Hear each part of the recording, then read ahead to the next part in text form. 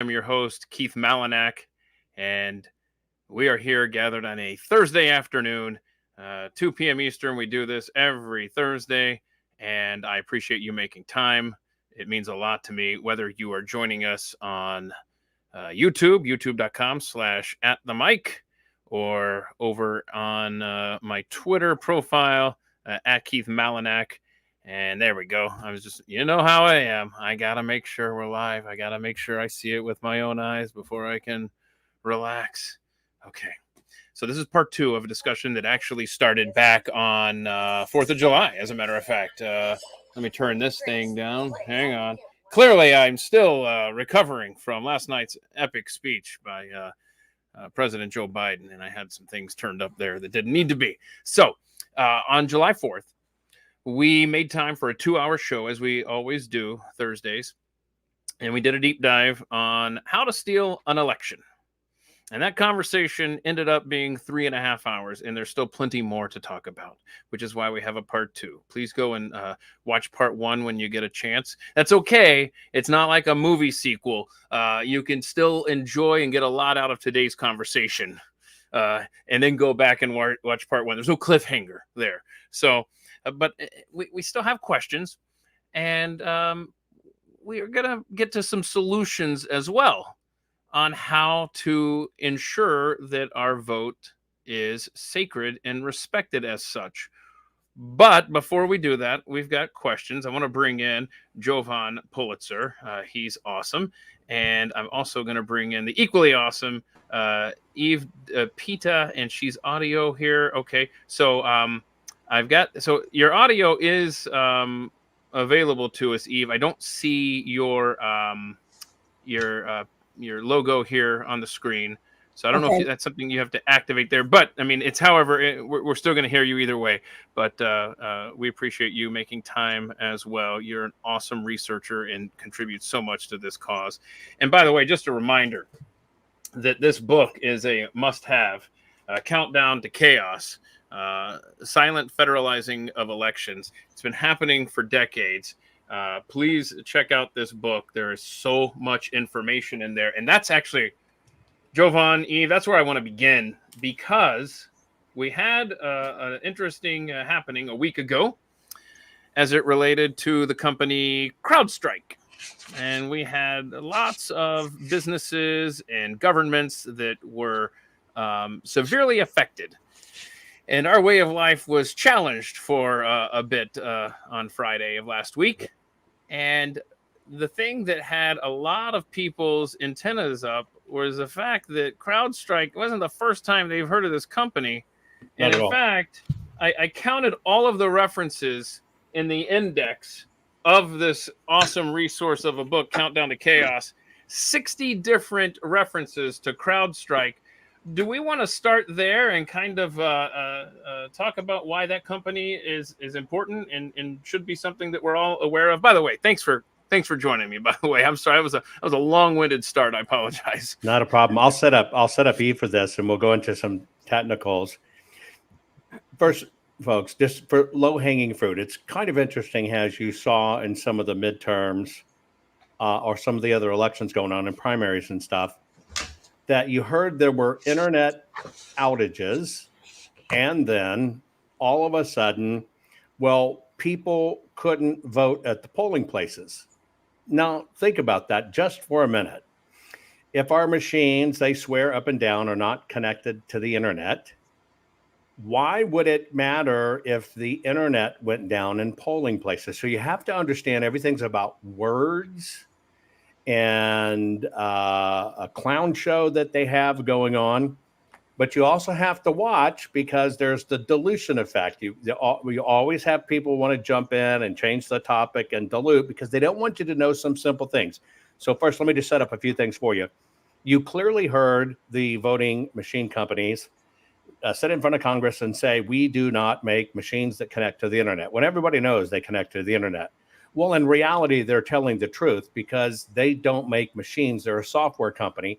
And in their manuals, it clearly tells the counties are responsible that if they want to connect this to their network, which of course is connected to the internet, they need to do it. So you have to kind of understand how the rig goes. But CrowdStrike is very key part of this. And it is not a coincidence after the Trump assassination attempt that all of a sudden you have a massive CrowdStrike outage. So with that, let's go over to Eve. And Eve, let's talk about, well, just how deeply embedded this CrowdStrike issue is.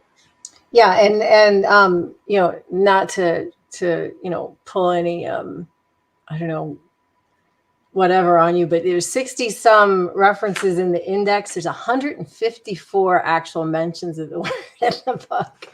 So that's 60 some pages, 150 some mentions. So no, it's very, very significant. And I mean, honestly, I think Jovan might agree with this. As we were discovering the issues with the system, it was when the name CrowdStrike came up, I think, that the antennas got the tallest.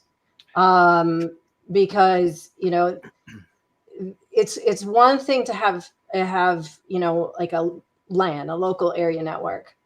But as soon as you created this system, cloud-based, going into New York, and then you've got CrowdStrike, we've got a system with open ports. There's 2 open ports. And now we had mentioned this last time, and this is where I think, second, this part 2, really is worthy to kind of get into the weeds here. Just to explain what the system is a little bit. Again, CrowdStrike is primarily software. And so built on the Microsoft background and Microsoft systems, so people understand, just making it really simple. It's as ubiquitous as your desktop. Yes, and it's very interesting too, because there's a lot of open source pieces of this thing. So you can kind of go, and we did begin to go through, the different open source stuff, and there are vulnerabilities up and down. I don't know how they have managed to be installed in the number of systems they're installed in, because there are all kinds of, yes, exactly. There are all kinds of vulnerabilities here. But anyway, when you look at how they wait a minute, let's call it like it is. How dare you defame them, saying they're vulnerabilities? Please clearly call them the opportunities they are. That's right. This is actually, I think we talk about that in the book, that the Brookings Institute, I'd have to go back in my own book here, but there's nothing like hiring a home builder that builds a secret back door into the home you have him build. Right. And that's what that white paper said, was there are software platforms that the government allows vulnerabilities to remain, and they have to have a doorway. So anyway, that's a different rabbit hole. But anyway, when these MSISAC and then the EIISACs were formed, they basically, and this is all from their own information that they send out, this is basically off-the-shelf hardware plus their software. So, they'll say it's hardware and software based, but I mean, it can be any sort of out of the box hardware. It's very interesting when we think about that. This is a system that they choose, right? It's just have to have certain specs. Then you do your install. I believe, and Jovan, I want you to speak to this a little bit. I believe that part of this has to do with liability.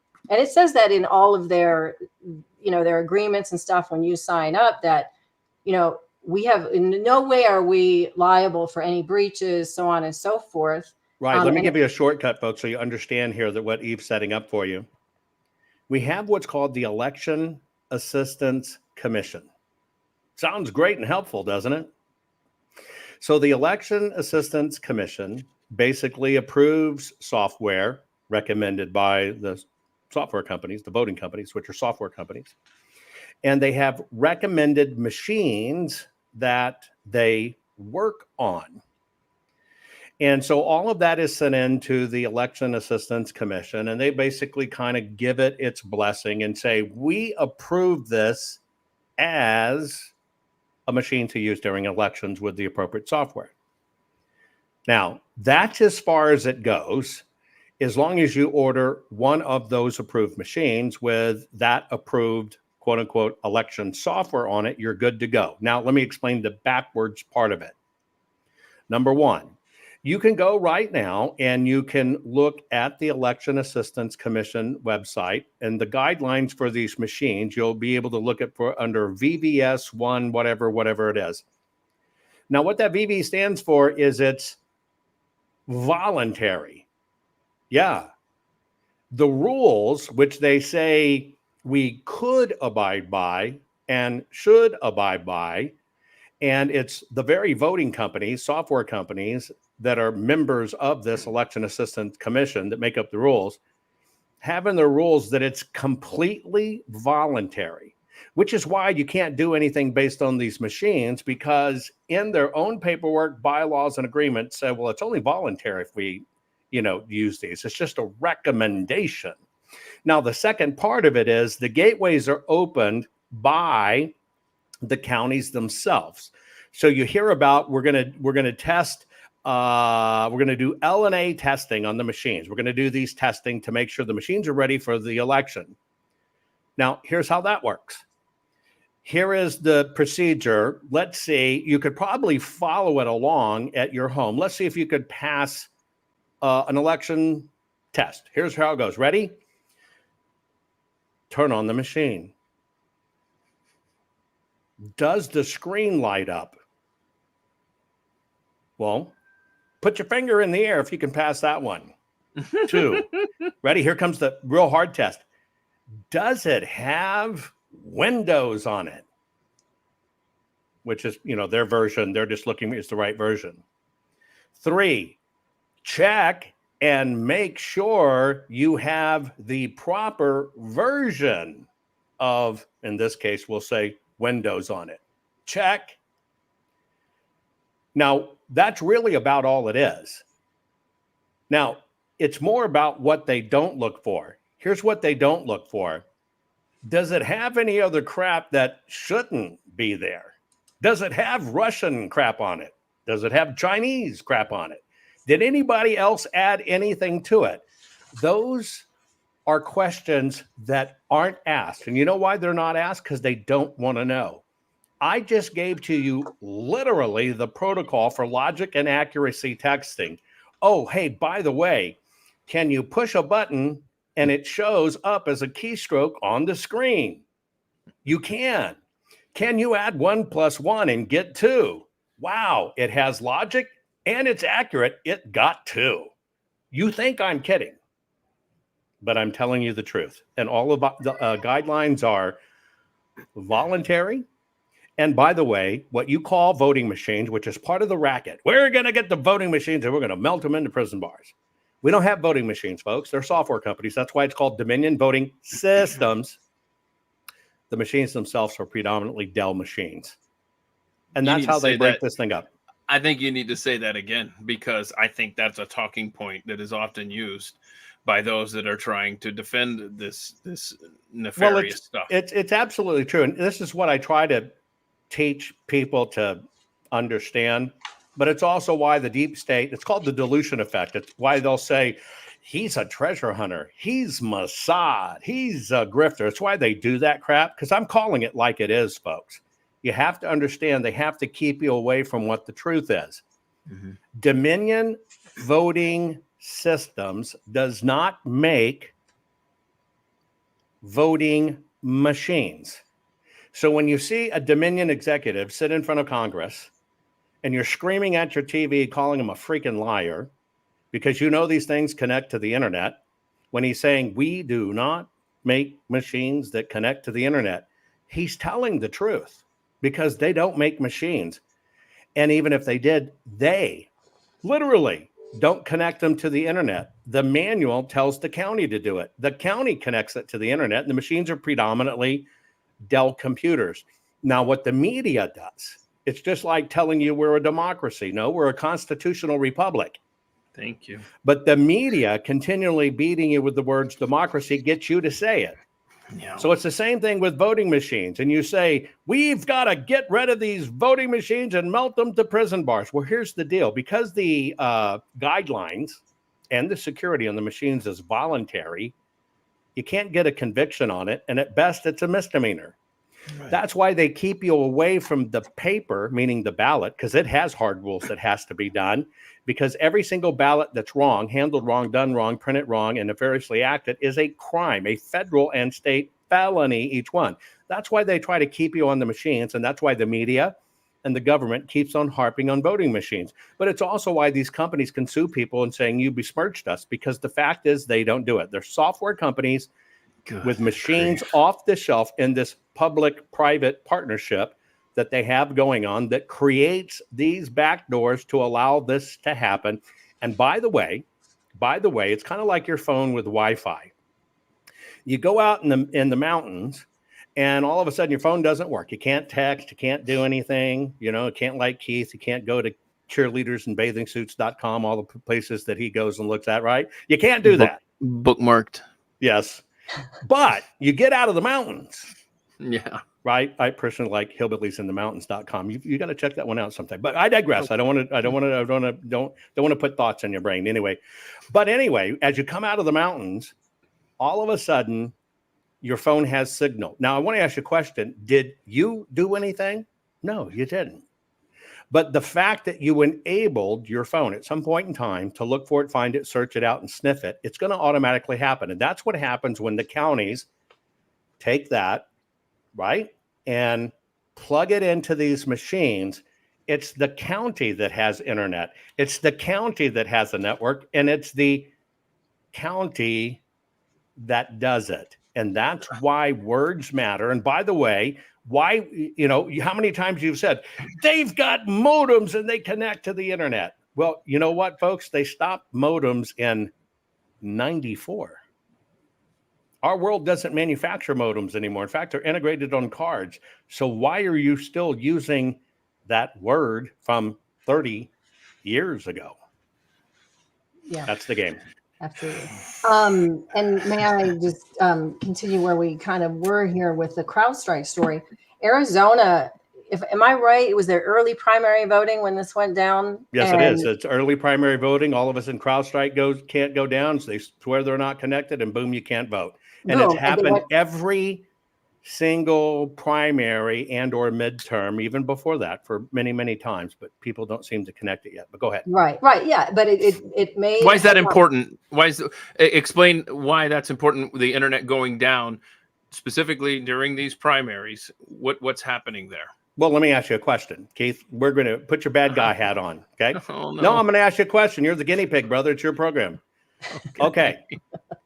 You are in a town of 100,000 people. Okay. And you're Dr. Evil. For $1 billion, you're going to throw this election in the town. You got 100,000 people.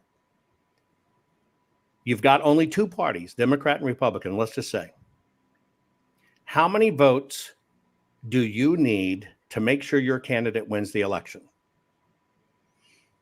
I mean, I would think 50,001.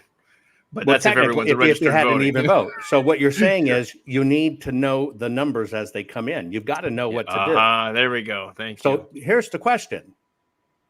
Are you just as Dr. Evil in a town of 100,000 people going to poop in 50,000 votes? Hell no. It'll stick out like a sore thumb if you have a 90% turnout. So how do you make sure your candidate wins?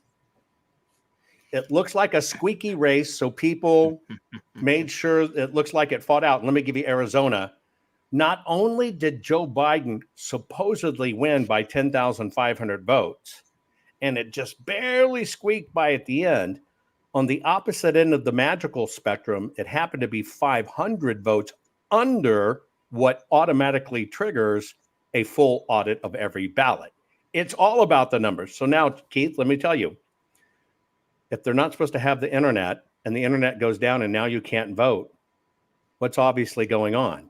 How do you think they understand what every machine does at every point in time? They've got to have a direct feed of everything as it happens. Yes.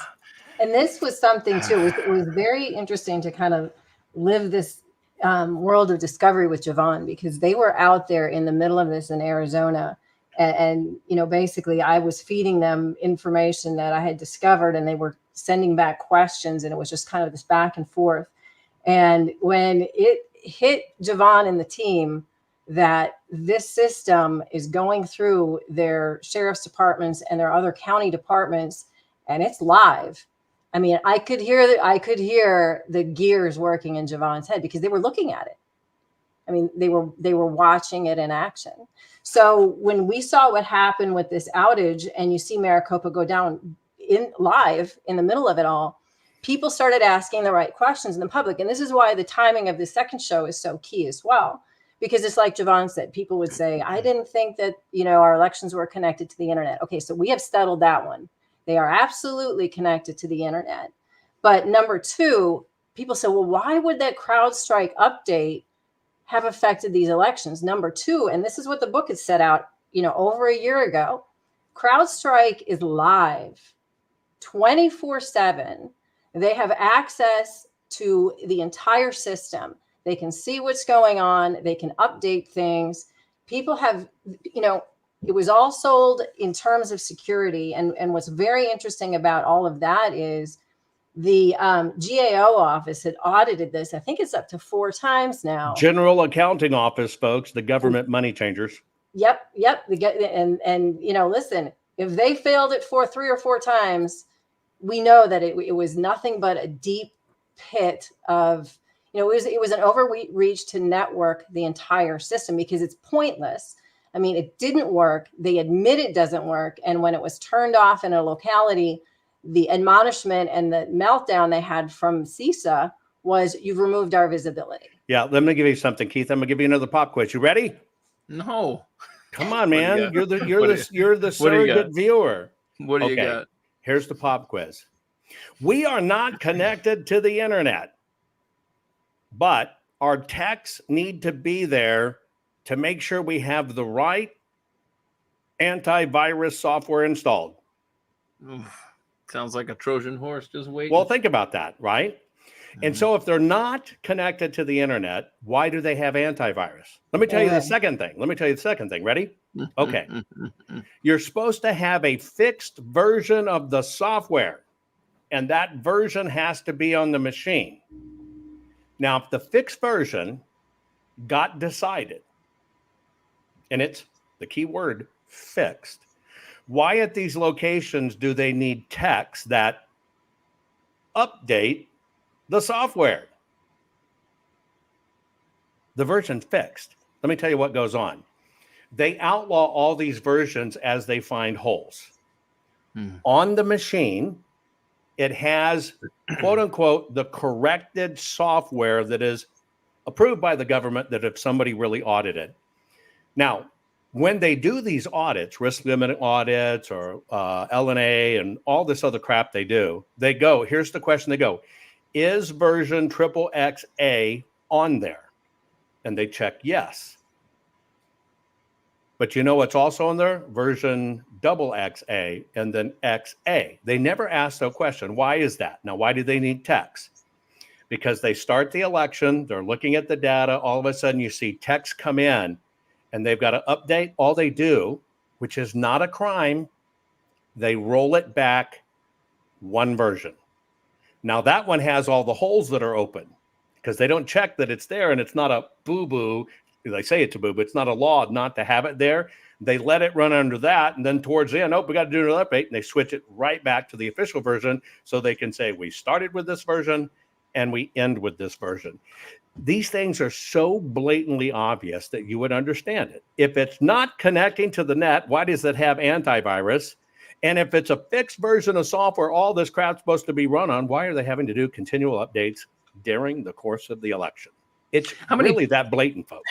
How many people, if you're able to estimate, say, okay, let's say it's not just limited to election night, obviously. So the whole operation, do you have an estimation of all of the manpower that is used? And are the people that are connected with the software stuff? It's a good question.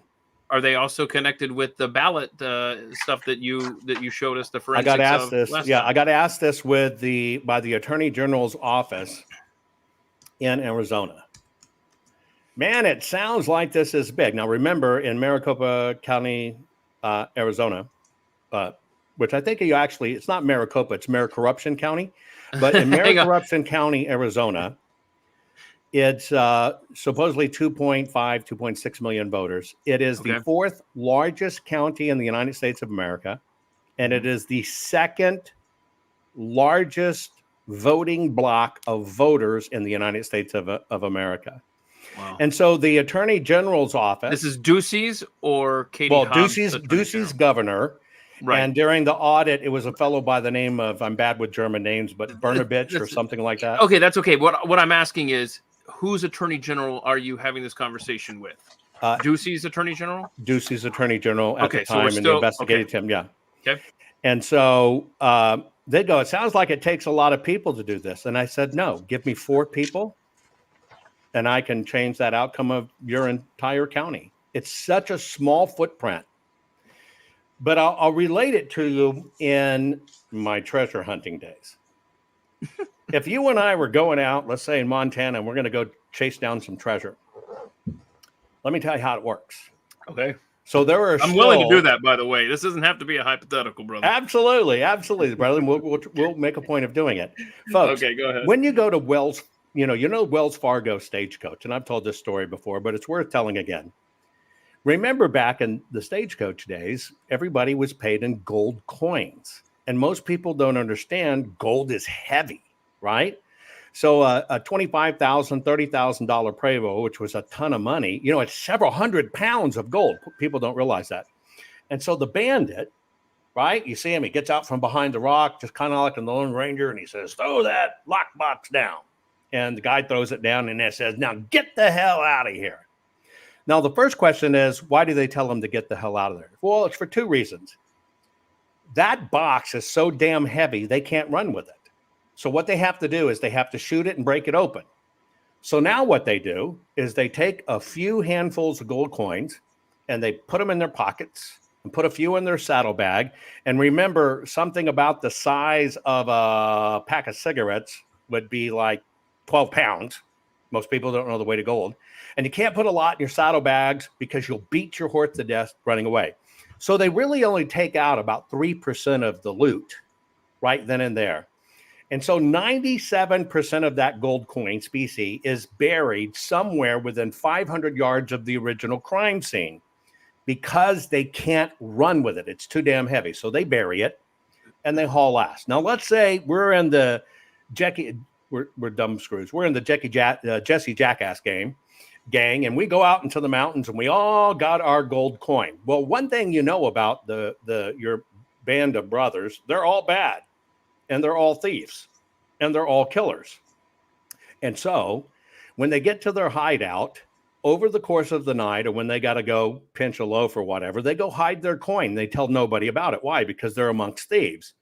And so if we were searching for ancient treasure, we want to go back to the original crime scene, search within 500 yards, we can find the big loot. We want to go to the robbers' hideout because they're stashing it all over the place in little places to keep it from each other. And the rig is in the election the same way. One person making a muck on a printer to make one printer go bad does one thing.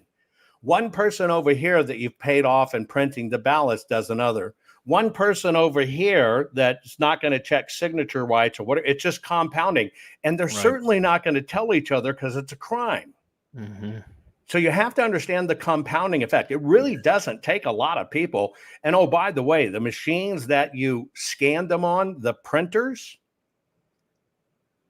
they have network access and they know every time something's scanned in and they control them. I'll give you a few things about the machines you don't know. Just the little scanner part. When you think you cast your ballot, you didn't cast your vote. Number one, somebody can go in and set a setting that says, out of every 2 ballots cast, I want to kick one of them out to say we got to look at it and find out what's wrong. And they can just set that setting. Does it mean anything's wrong with the ballot? No. Now, if everybody's supposed to vote the same and identically, right? 14th Amendment. They can have one machine set this way in a conservative precinct, one machine over here that says, I don't give a rat's ass about any of them, make them all go through. They can also think about the oval, right? These machines have settings in them that, we broke the story and told people.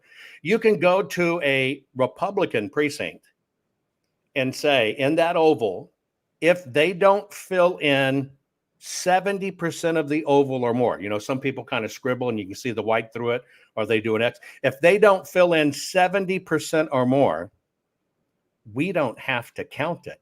Do they tell you when it gets rejected? No, not at all. But you can go over to this precinct over here and they'll go, as long as they filled in 5%, we count it.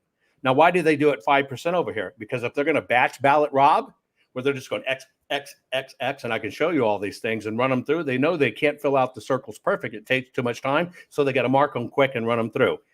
All of these machines have built-in variations. What the hell do you do it? Now, here's one that will kick your butt. Dominion, in their software, brags about they are so good with handicapped people. We care about handicapped people.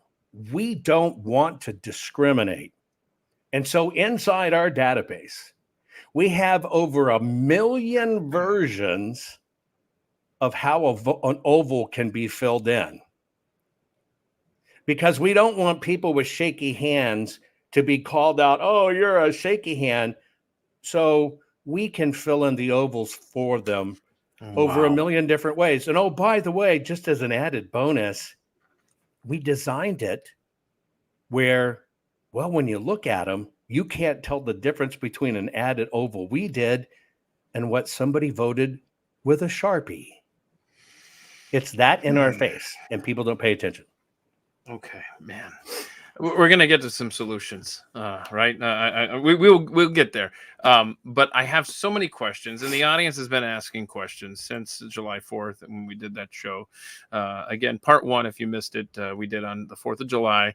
Please go and find that, youtube.com/@the-mic. Look for the deep dive playlist. Scroll down a few episodes, and you'll see that 3.5-hour conversation, which was...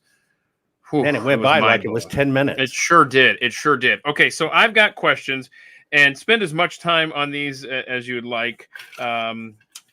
These could be quick answers. These are my questions that I wanted to bring up today. All right. So, and by the way, y'all, I'm putting him on the spot. I didn't say, hey, I'm going to ask you about this stuff. But if you don't have the answer, by all means, please. Yes, it's true. It's true. Yes, okay. Yes. I'm just telling you right up front. I'll admit it. Let me admit it.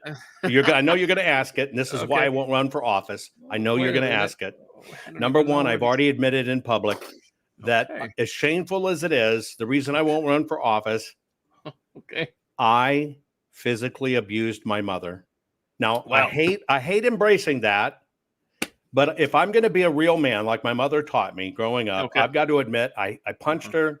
Okay. And I kicked her, and I'm ashamed of it. Now, granted, I was 4 months in the womb, but I still did it, and those rat bastards are going to find it out. Okay. And so I just have to admit it. And oh, by the way, I used to live in L.A. Richard Gere's a buddy of mine. All right. I don't know where this is going. These aren't the questions. So that gerbil was mine. His name's all right. Your Honor, Sneaker, strike this from the record. Okay. So here we go. I'm in Texas, and I see reports of so many, a massive influx of voter registration happening here. And I don't know if you have any knowledge of this whatsoever, but I am terrified that Texas is gonna at least flirt with going blue starting this next election cycle. Do you have any information on what's happening in Texas with all of these registrations? And I'm sure it's connected to the influx of illegal aliens. Any thoughts on that? Texas has twofold. I'll use Tarrant County as a good example. You got DFW Metroplex in Dallas County, Tarrant County. Tarrant is where Fort Worth is. Mm-hmm. Fort Worth, yeah. You have a rash of what's called BMDs in Texas in use. And a BMD basically says, we're concerned that people can't fill out ovals properly. And so we want to do it for them. And it helps us save the environment because we don't use paper. And so you go to a machine. They don't give you a paper ballot. You mark it on the screen by push. Uh-huh. And then basically it prints you a ballot receipt. It's not the ballot. It just prints you a ballot receipt with a Q code on it that nobody can read except the voting company. And you basically think that you have voted properly. When you have a machine that inserts your vote, you cannot tell natively in the machines what was voted by a human, what was voted by a machine, what was mass printed or otherwise. So many of, and I'm getting feedback right here, many of Arizona, of Texas, unfortunately, you're the worst of all is you have nothing to audit. Nothing. You can't even audit, is it the proper ballot? Was it the proper format? Etc. You have that's 100% blind trust system where you have ballot marking devices. So Texas is in a bad issue. Texas is going to turn blue. Mark my word. I'm a Texan. I know what I'm talking about. They've been working on it and taking it over. A lot of the people that were involved in some of the nefarious actions in other countries magically now are elected officials in Texas for the voting systems. And then last but not least, when you come across the border in Texas, they ask you if you're going to work. And if you say you're going to work, they issue a social security card with a promise to pay. Go get your driver's license. When you go get your license and give your social security card, they immediately merge it together with motor voter, and you automatically are registered to vote. Next, what happens is you've now gone in to get your driver's license. They're going to give it to you in Spanish because they don't want to discriminate. But because they ask you for ID, you're going to show them that social security card that the government gave you. They're going to assume you're a citizen. Nobody checks citizenship. You're going to get your driver's license.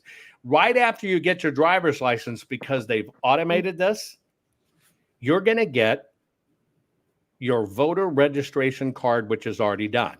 Now, you're an illegal and you go, wow, look at all the stuff they're giving me. And I have a voter registration card.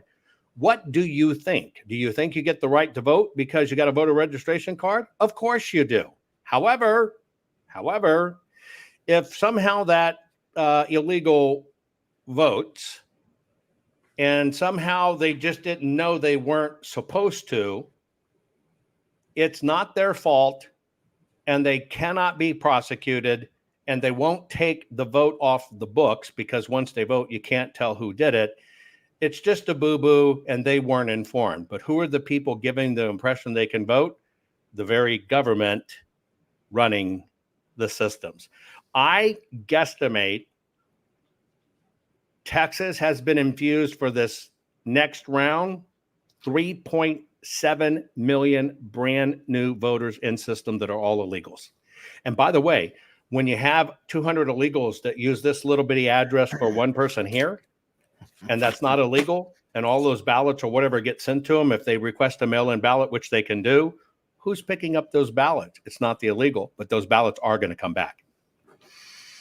Okay, well, I just know, just from my own research and being a Texas resident, I know that the margin off the top of my head here in 2020 between Trump and Biden in Texas was a lot. It was more narrow than 3.7 million. Oh yeah. I can't remember. It was like one. I forget. It was not. In other words, you're not giving me hope for Texas. Okay, so hold on. Here's a state Keith, we're at war, buddy. I know. I'm telling you the truth. We are at war, but you know who we have to work on? We got to work on listeners, and they have to call this stuff out and got to know what to look for. But we're at war. I'm with you. I'm not disputing that for 1 second. What I'm just going through is I have a list of these states I want to ask you about, and I'm gonna put Texas in the that's not good news category. All right, so it seems like Georgia has made progress. They lost an all-star game for some of the work they're doing there. I did hear something about paper ballots happening there. I wasn't sure how that went through, but I know that the original law that was so terrible back in 2020, it was a clearing off of the rolls. It was streamlining that and making sure that the people that were on these rolls, because that's the thing that I think needs to be really pounded into people's heads, is it's not voters that are the issue. It's the voter rolls that can be taken advantage of, and therefore votes are magically appearing because these names are on the rolls. So tell us if there's been any hope, any progress made in the state of Georgia since 2020. I'm going to let you make your own decision. There has been some cleaning of the rolls. The Georgia Republican former lieutenant governor just came out and gave his official endorsement for Kamala because he's such a good Republican. And in Georgia, lawmakers, with a lot of politicking by Arizona lawmakers, enacted that they're going to use a special encoded ballot that has monetary level protection in it, which basically means it kind of has a hologram kind of stuff in it. And they're going to do that in the ballots. So let's do a little reverse education. Number one, the lawmakers conveniently forgot to tell everybody they make a 25 cents a ballot. Yeah, they get paid for these ballots. So they kind of forgot to tell you that.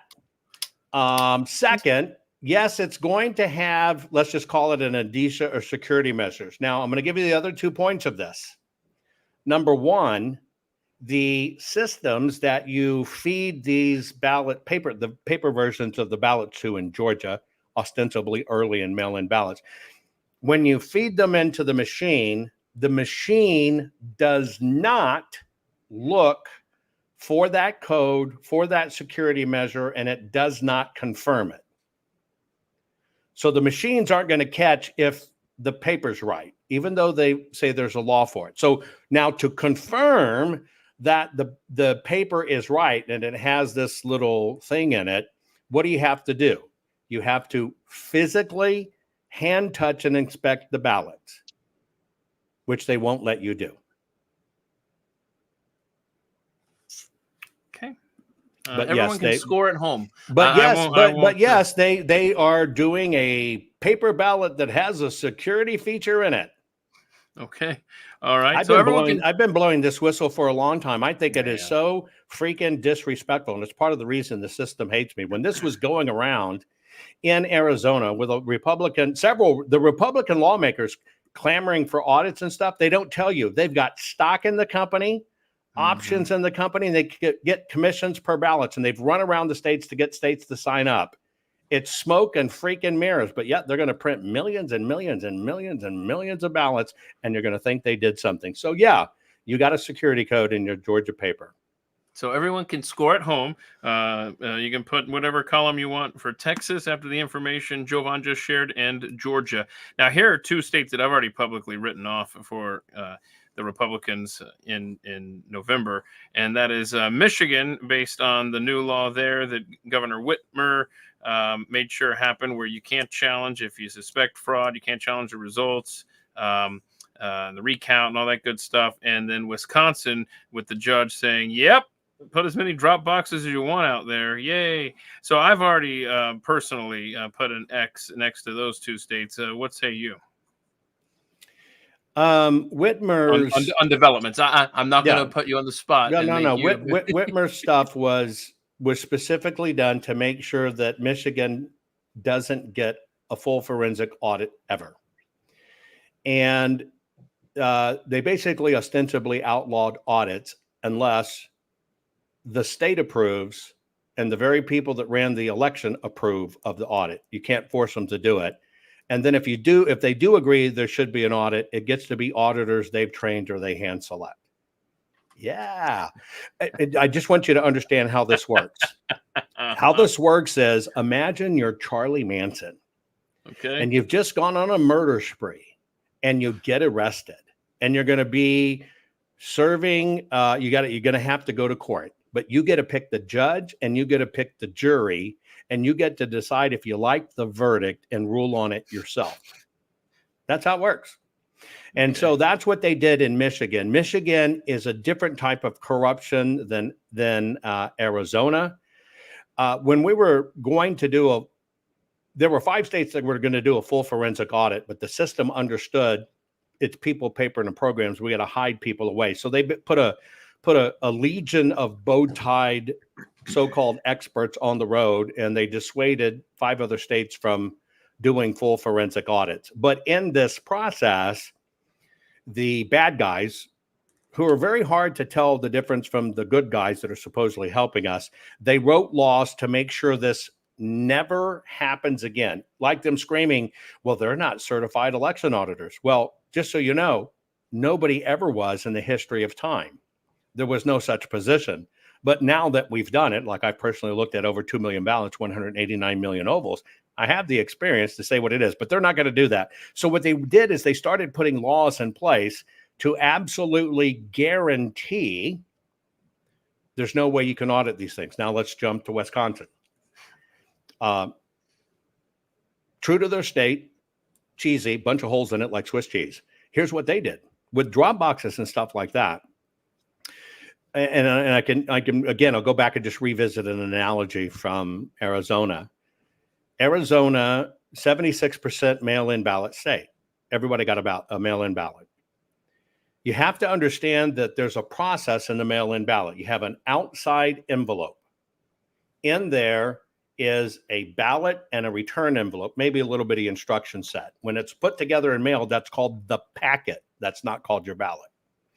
When the packet gets mailed out, when the bad addresses come back, no such person, deceased, moved, wrong address, right, unknown, those are supposed to be reported. But in Arizona, they reported after 16 months, only 14 months too late, that they only got 56,000 of them back, but they couldn't find any of them. They said they destroyed them, which is against the law.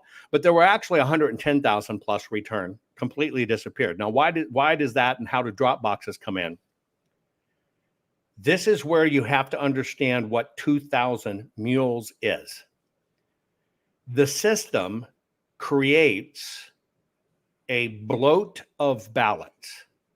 So when you've got 10,000 illegals using one local nonprofit's address as their mailing address, which the nonprofit allows, and they mail all of those ballots there, those illegals aren't getting those ballots. So somebody comes around and they collect the bloat of the ballot. It's called fungibility. They collect the bloat, dead people, unknown people. You got postal people that knows that there's only one person at this address, but they're delivering 50 ballots. They'll pocket the 49 extras. They sell them into the black market. So now what you have is an abundance of legal ballots in circulation. Those legal ballots are gathered up by bad actors. They are then delivered to NGOs, non-governmental organizations. The non-governmental organizations kind of have a back room. Mm-hmm. Some of the ballots they get because they know where to get them. Some of the ballots they pay and give you a gaming card or a Walmart card or whatever the case may be, gift cards. It's all over the place. They get all these ballot packets. In the back room, they crack open the ballot. This is called a ballot cracking operation. They crack it open. The envelope goes in the trash, meaning the mailer envelope. Now you got a ballot. Now you got a return envelope. And they sit there and they wait for instructions. Now go back to a little bit in the conversation. They've got to watch all the numbers as they come in. Kind of like a ticker in Vegas. You're watching things. Hey, we need something in precinct 48. We need 10. Right? And so they'll look through their ballots, already have them sorted. Oh, I've got precincts 48. They'll fill them out for their candidate. They'll put them back in the return envelope, scribble on the back a signature because none of the signature verification works, hand them to the ballot mule. Now they got their 5 they need for precinct 48. And the ballot mule then deploys and goes to a circuitous route of boxes. Their average was 29. And they drop them off, take a picture as they drop them off so they get paid because they're the couriers, and then they come back and pick up more. That is the circle of how this is done. And that is why when they didn't clean the rolls, and there were people out there, I couldn't believe it at Turning Point USA, Mike Lindell's team, Cause of America, saying, don't worry about the voter rolls. That's stupid. They're just going to put more on. No, folks, we didn't take the 21 million off that was there, and now they've added another 10. This is why we have to get rid of it. It's bloat. It's not the machines, it's bloat. And if you can get a hold of those ballots, or you can get a hold of those voter IDs, you can do anything you want with them. And so that is the issue that we're going to face in 24, because it was not dealt with, the paper and the people and the programs. And that's it. And I just gave you the full cycle of how this works. It's not like you think. It's not they hire, homeless people to go around. Hey, ask your buddy if you can have his ballot. How many homeless people know people that have homes or have a way to get around to other people's homes to say, hey, family member, give me a ballot? It's horseshit. It's all built into the system, and they're deploying these people to be their mules because that's what it is. It's trafficking of ballots, but the system knows where the bloat is, and that's what they're doing. And that's why they legalize drop boxes. I apologize that. Go ahead. The moment they drop it in that drop box, folks, it becomes fair play, because here's what happens. Now that ballot comes in, it gets dropped off. It's got an outside security envelope that's supposed to have your signature on it. The moment they separate the envelope from the ballot in the drop box or any voting box, the ballot goes one way and the envelope goes the other. All they do is look, is this a person that we had on the list? Well, yeah, it was. We know the signature check is crap. But see, the ballot goes over here and gets counted. By law, to pull that ballot out of the system, you have to prove that person voting was bad, but both pieces went a different direction, and you can never put them back together again. I apologize. I had a cold, hard system crash in the middle of this whole thing. It was very strange. But anyway, hey, the audio's better if that's worth something to you. Yeah, I'll take that. And you don't need my face, so that's good. What was great about what Jovan's got all the physical evidence, and as he's talking, I'm putting, and this is where we went back and forth a couple of years ago, putting together the tech evidence on the other side, because as he's speaking, remember, you cannot break a precinct. You break a precinct and you raise a red flag. Now that means if your precinct has 1,000 voters, you better not have 1,100 ballots. You always have to know, if you only got 1,000 allotted in a precinct, how many people have voted? No, hold on. You break it, you flag yourself. And Eve, hold on 1 second. I'm sorry to interrupt, but you just made me remember something. Didn't I see something where there are counties in Michigan that have more voters than votes than registered voters? Yes. I recently saw. Okay. So, what are you, a conspiracist? That's never Absolutely. been proven. I read it on Lead Stories. That was fact checked. Anyhow. Fact checked. Well, I'm sure people will be held accountable. As I was saying it, I could feel the asterisk trying to leap out of my mouth, because as you remember, there were other voting precincts in 2020 that people said, hey, well, wait a minute. May I insert something just real quick, Eve? I'm Sure. so sorry. Somebody's asking, who is the woman speaking? Eve, I'm sorry. Eve is my co-author in the book. Eve is the deep digging brains behind a lot of this. And that's what makes our team great. But because this is so dangerous, you remember, folks, they tried to assassinate me, came very damn close. Because of family and stuff, and I'm already out there, we have to protect Eve, right? So God bless Eve for even doing it. But that's why you're not seeing her face, but that's who you're hearing. I appreciate y'all making that clear. I should have done that at the onset. Eve, please continue. Sure. No problem whatsoever. Anyway, we were speaking about, breaking precincts. And I remember in 2020, there were people that came out in Milwaukee County and were showing that, they were over 100%. And then I think it was about 2 weeks later, they magically corrected those numbers. But Jovan can speak to this, that, a review of Russian elections flagged anything, 75% and over is fraudulent. Yeah. So it's called the MyTech, I guess it is. And several governments got together and said, can we determine what election fraud looks like? And basically, they came out and they said, we've studied all these past elections, and the worst election in the world that we know was corrupt was Russia. And so they said that any voting turnout that's 76% or greater is a sure sign of voter fraud. But then it said the next levels of it are if they do the following. They allow drop boxes to insert ballots. if they don't allow you to inspect the books, if they don't force ID, and if they do not allow you to conduct audits after the fact. And then the final linchpin was, and if it's really bad, they will deploy the government, military, and police and lock everything down, claiming you're trying to overthrow the government. Now, that was the blueprint of 2012 Russia. It's called the MITRE report. Not only did we hit every one of those, but the average turnout in some of these precincts was 90%, not a measly 76%. Yes. So even by their own standards, they fail in every category. Yes. And what's very interesting is that when you dig into the Albert monitoring system and what it is, it appears in 2016. At that point, there are 14 Albert monitors. In 2017, it's reported that 25 states are on it. 2018 midterms were up to 135. That's the 2018 midterms has an asterisk by it of being the number one CIA infested elected. More former CIA people that had, operatives were elected in the 2018 midterms. In 2020, there were all 50 states had used 751. But each time in 2018, we had the largest turnout. At that time. Yeah, at that time, it broken a record from like 1919 or something like that.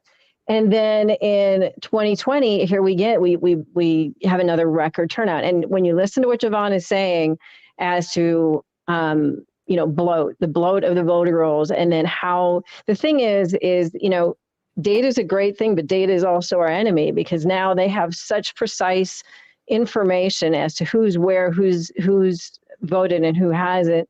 It's become our enemy now. Right. So let me share one thing with the audience listening. You're going to hear this term Albert Central. You'll read it in the book. Let me give you a little bit non-geek from me to kind of understand how this is. There used to be an old project a long time ago of sensors that could monitor traffic. Failed miserably. Total bust. And I'm shortening this up. But somehow, uniquely, that sensor kept being alive. And then once Donald J. Trump got in, because Hillary was complaining he stole the election, what she was really saying, we had the election stolen. How did you steal it from us? Well, it's because people got off their butt. Now, when President Trump told you they're after you, not me, here's the truth of the matter. The Russia, and when you read our book, Countdown to Chaos, you can get it on Amazon, hardback, paperback, right, ebook. We give you, the book's not in our words. The book's is all their words, the very people who did it, who signed the orders, who did the executive orders. You see everything. We name names the whole bit. It's their stuff, not our stuff. What they did, the reason for the Russia, it was stolen, it was Russia. So what they did, very quickly put everything under critical infrastructure in our elections. It wasn't there before. Took this outdated little thing they were tinkering with, and then under the guise of protecting us from Russia, they installed all of these all across all the states. That is the mechanism combined with fusion centers and stuff that allows them to see the traffic of all the voting. Now, I'm going to give you one thing. The way they hit it, we're protecting you. So it's a partnership with local law enforcement. So what they did, like in Maricopa, they went to the sheriff, who was a Soros guy. They installed this device, and the county took their quote-unquote election servers, co-located with the sheriff, right? And all of a sudden, all the election data is technically going to the sheriff, where this thing is monitoring. They're looking at every vote come in. That's why there were 30,000 anonymous incursions into the Maricopa election database that the county can't account for. 30,000 of them using a common password. Now, here's the ass kicker. Remember, we never got the Splunk logs or the routers. Remember the song Wendy's Where the Routers, President Trump? Let me tell you, folks, we never got those Splunk logs and never got those routers because it would show us what Fusion centers was monitoring the traffic. And the loophole they used is by co-locating it with the sheriff under protecting us, and the sheriff saying, we can't let you look at our servers because it'll expose our undercover agents and active investigations we go on. And that's how they did it to us. Under the guise of protecting us, they jammed it through 50 states, and now they watch every single vote as it comes in. Oh, Well, and it's super nauseating. fascinating to read through how this comes around too, in official testimony, congressional testimony, different investigations, because once you realize that the entire thing was fabricated, Colonel John Mills was a great source in discussing some of this, because he was on the National Security Council trying to help, vet these fake reports. And he comes out and he says, listen, I'm not putting my name on this because this is false. This can't be proven. But they continue to go on with it. And Colonel Mills says, listen, he was told specifically that it was Comey and it was Brennan that had hands on keyboard drafting this. Yeah. Yes, drafting this to go to Obama to basically say, listen, we've got this problem with Russia. They're in our elections. And Obama says very specifically that he wants a solution as to how to secure our elections in light of the report. And we know the entire report is fake. So hold on one second. This is important for Eve here. Hey, Keith, can you see the question by Kim Justo Blank? About DeSantis? Yeah. So Kim. And here's the question. It says, does Governor DeSantis know all of this?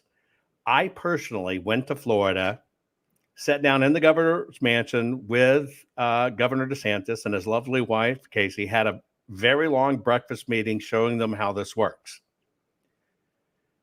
It was shocking to them. And then it's immediately handed to their people. We've got to look into this. In that state, in Ohio, or whatever, those secondary people that are experts come from the very voting companies we're exposing this on, and then it dies on the vine. And so they could, it's almost like giving them the playbook. Hey, we know what they're doing, and now they can go and change the playbook. They assumed, right? A governor rightly assumes they're not going to, I'm assign it to my person, here go. Right. They're off to 1,000 things. A lot of those seconds in Ohio and other places come from the very voting companies that enact this. I think that should actually be expressly forbidden by law. Absolutely. And when you understand the Election Infrastructure Sector Coordinating Council, which is what basically is chartered to set this all up by the DHS, every one of those voting systems companies is a member of that, and they govern our elections. So what he said is absolutely true. So DeSantis hands it to his guy in the Secretary of State's office or whomever, and they hand it over to the tech guy who's part of the systems. Well, they're inside that EISEC. They manage the election from the other side.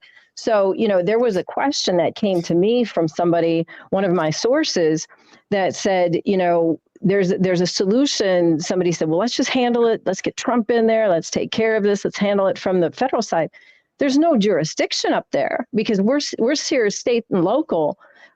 Our jurisdiction starts constitutionally.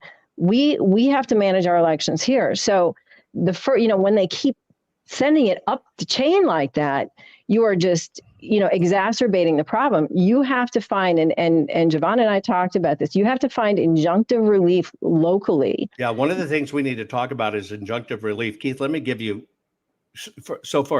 folks, you need to understand we have state elections that happen to have some federal components of it, but we have state elections. But let me tell you how bad this is, because I want you to understand how this works. No lawmaker is going to fix this for you. Right. No law is going to fix it for you. Somebody could draft the most perfect law, and it'll come into effect in 2027, 2028. Simple math, well, that's outlawed now. It's racist. But if you're one of these racist people that do math, you will find out it's 24 and we're about to have an election. So does it matter that it comes in online on 27th? Not all. So quit thinking your lawmakers are going to solve this. It's about you understanding this and how it works.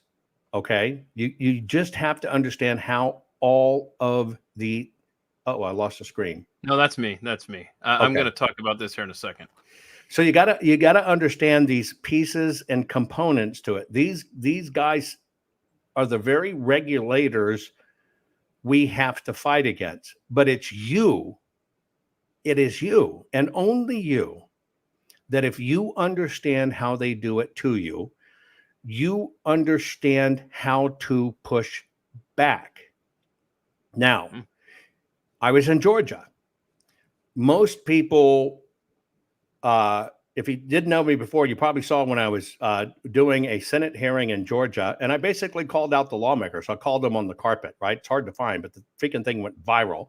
And I basically started showing in December of 2020, this is how it works. A few things so you understand behind that scene is that was a Republican committee that put it together. And the moment that I did that testimony and I left, they fired every Republican from that committee because they had now exposed the loophole. Now, while I'm on the ground, and this is when Ornoff, is it Ornoff?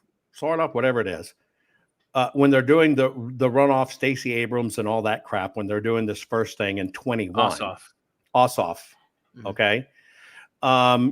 We can kind of see this stuff going on and happening, and we're running it up the chain. So I'm on the ground.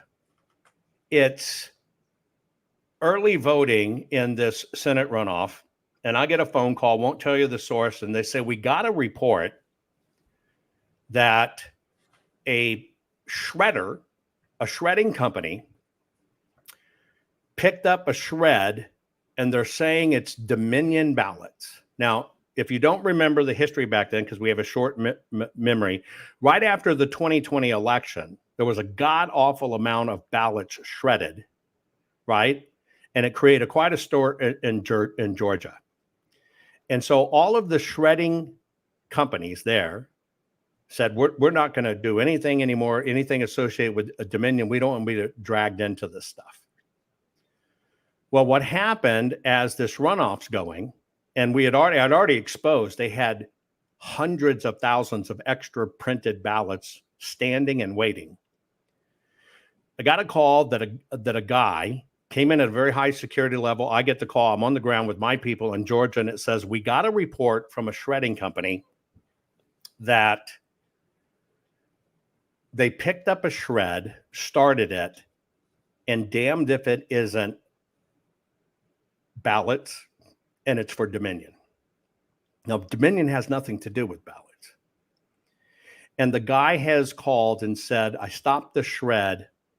You can come pick up my truck, but you got to know what's in it. So I took the call. So I mobilize everybody, and we're going to get a place to store all of this stuff and go through the shredder. Now, the way it happened is he said the company got a call, and the call was, I'm with Dominion Trucking, which there is a Dominion Trucking company, and we need an immediate shred. Now, the shred they asked for this time wasn't a red, you don't think spaghetti. It was what's called shred, cross, roll, meaning they shred it long ways, then they cut it into little bitty diamond confetti, and then it rolls it into a booger ball. You know, like a spit wad. That is intense. So, yeah. And so when the guy gets there and shredding, there was a jam. He looks into the machine, and all of a sudden, here is all this Dominion crap. And he's going, holy smokes. He shuts it down, leaves. That's how it got triaged to me. So I arranged to get this into a warehouse, and we start pulling everything out of the back of the truck, all clandestine and secure. It's already trashed. We're looking through it. We're finding all kinds of incriminating stuff, which I won't go into. And so I was asked to do a debrief at the Department of Homeland Security the next day, and we're doing a very, very, very high level debrief. And a person wanted to listen in on that call. That person was Mark Meadows. And so he's going to listen in on the call, and we do a whole debrief of what we found. The next day, SSAs, which are special agents in charge, show up, tell us to stand down, that they're taking it over. They seize everything, seize every bit of that evidence, seize it all, push everybody to an outside perimeter, brought in a convoy of protection, and proceeded to drive that truck to an incinerator and incinerating everything inside it. That's how high up a lot of this stuff goes and how clandestine and horrible it is. And I haven't even told you the underbelly of all this stuff at all. There is so many things that like in Georgia alone, houses that were owned by attorneys were rented out to people they brought in. The people are there, right? Transient people, Antifa people. They are in the backyard with barrels burning ballots as fast as they can. We even got video evidence of it and all this stuff. Soon as it goes into the system, gone. Okay, man, my head is exploding. I want to address what I put on the screen here, and then let y'all get back to your points here. What I looked up was this is the voter turnout percentage year by year. I mean, that's right. The last 50 something years there. What you're seeing there, obviously, presidential years in the left hand column. So 1968, we had 62.5%, and then when we did the midterm in 1970. We're at 47.3%. And so I just want everyone to... Yeah, midterms are always small. Always. Exactly. So except now we have 90% midterm turnout too. Well, and that's one thing I want to make clear to everybody. As you can see there, the turnout percentage in the presidential years, I mean, it doesn't go above in the last 50 something, almost 60 years, where at the high watermark was early on, 62.5%. You know, when Americans were involved in the process, and there wasn't this, electronic voting and the mass fraud. But I think what is interesting here is y'all have pointed out that the voter turnout for the midterm in 2018. Wow, what a leap from 2014. Went from 36.7% to 50% voter turnout. And then look, wow, 2020, 66.6%, almost 67%. And that's a weighted average. If you the states you asked about. Yeah, yeah, right. And you're telling me that that Americans today care so much more about who they elect than they did 50 years ago and beyond, by the way. I've just scoped this down here.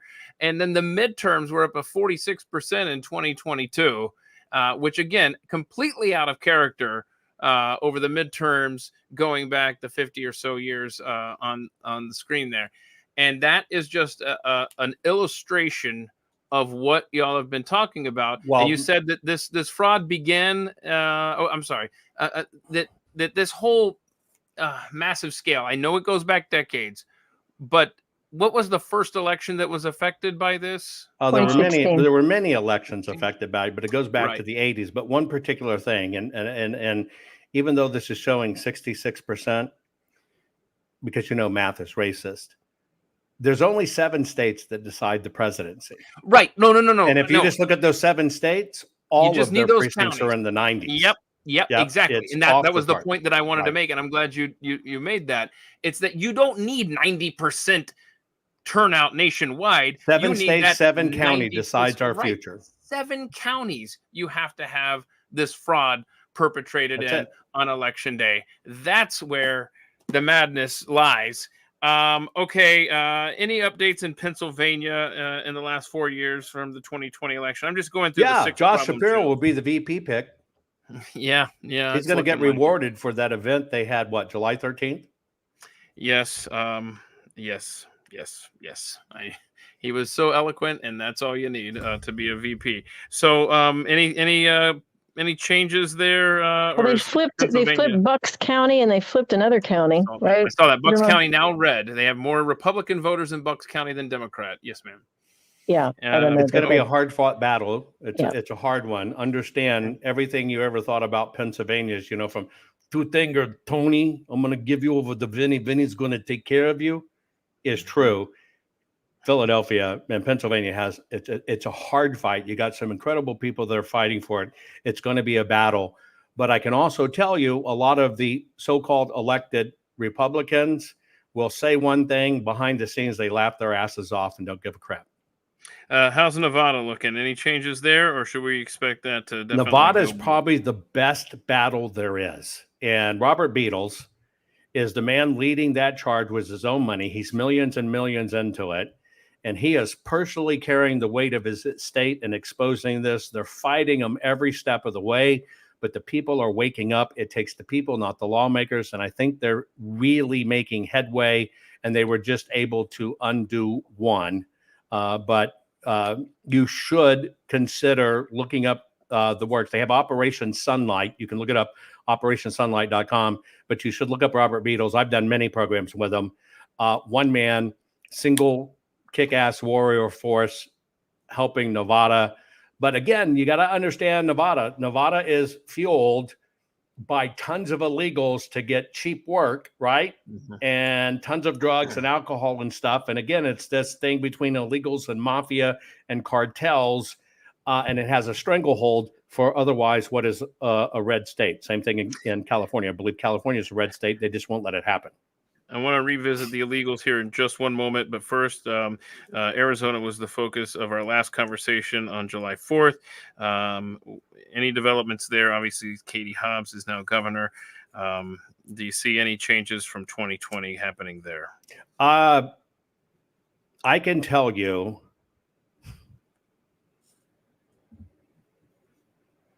Arizona is such a disappointment for me. Because I tell people this, you have got to stop judging the system and your lawmakers by the values you have. See, we lay our values over these lawmakers that will just show it to them and they'll do the right thing. Mm-hmm. We got the full forensic audit in Arizona. I'm one of three parts of it. My team's all the digital forensics and stuff, looking at the paper, 41 people that we protect fearlessly. The contract was for $210,000 to look at what had never been done before in history, in excess of 2 million ballots. I developed 24 brand new auditing technologies and techniques to look at elections to expose it all. But for our company, we had to spend a little over $2.2 million of our own money on top of the money that had come in to get to that point. And then, that's been 3 years now.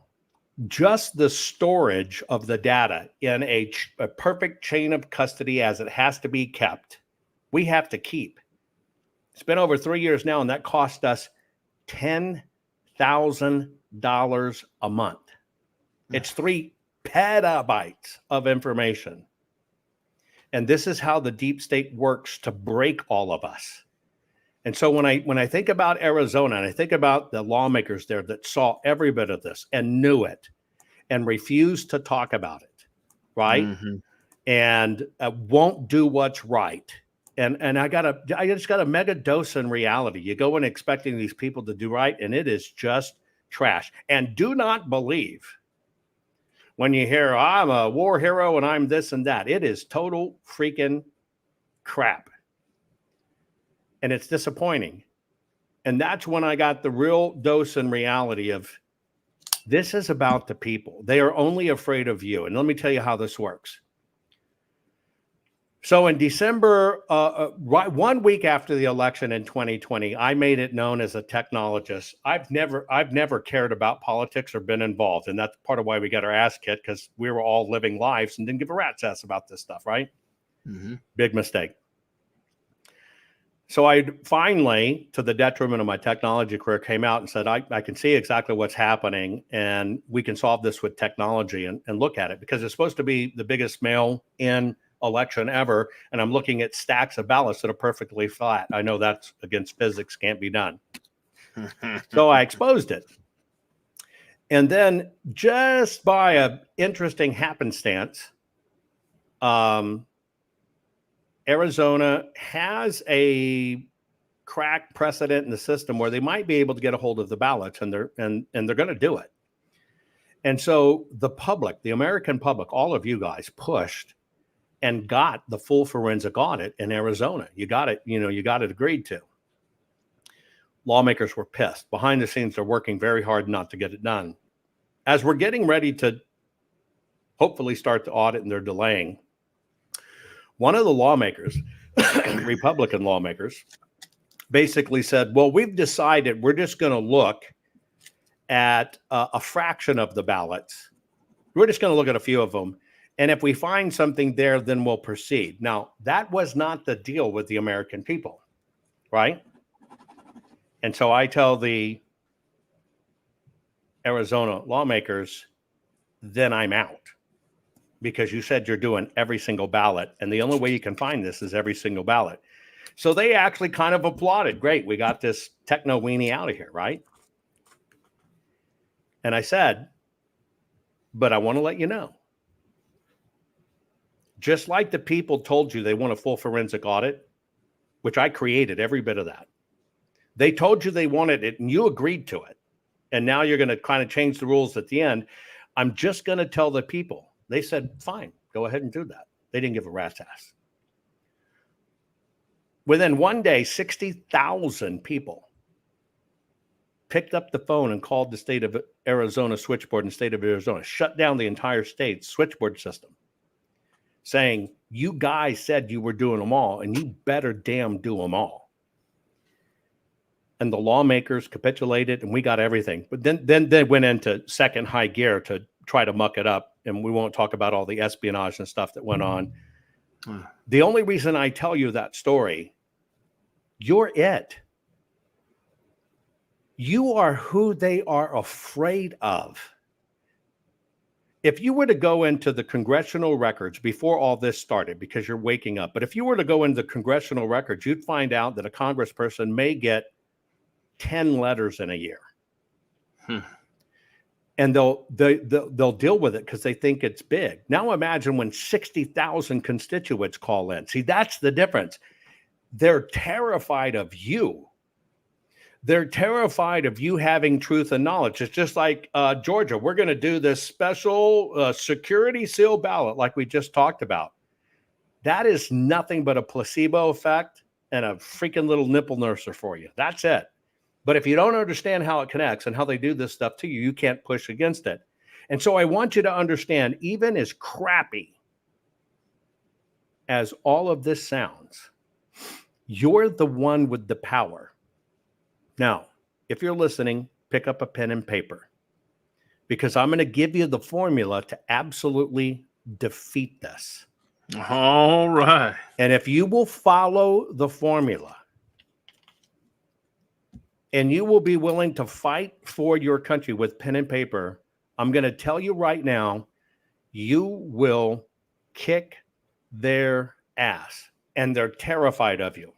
So I'm going to give you a little more time here. Get a pen and a paper. I'm going to give you a form. You can go back and rewatch the program and everything else.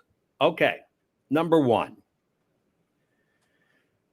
I'm going to give you what's called the math of damages.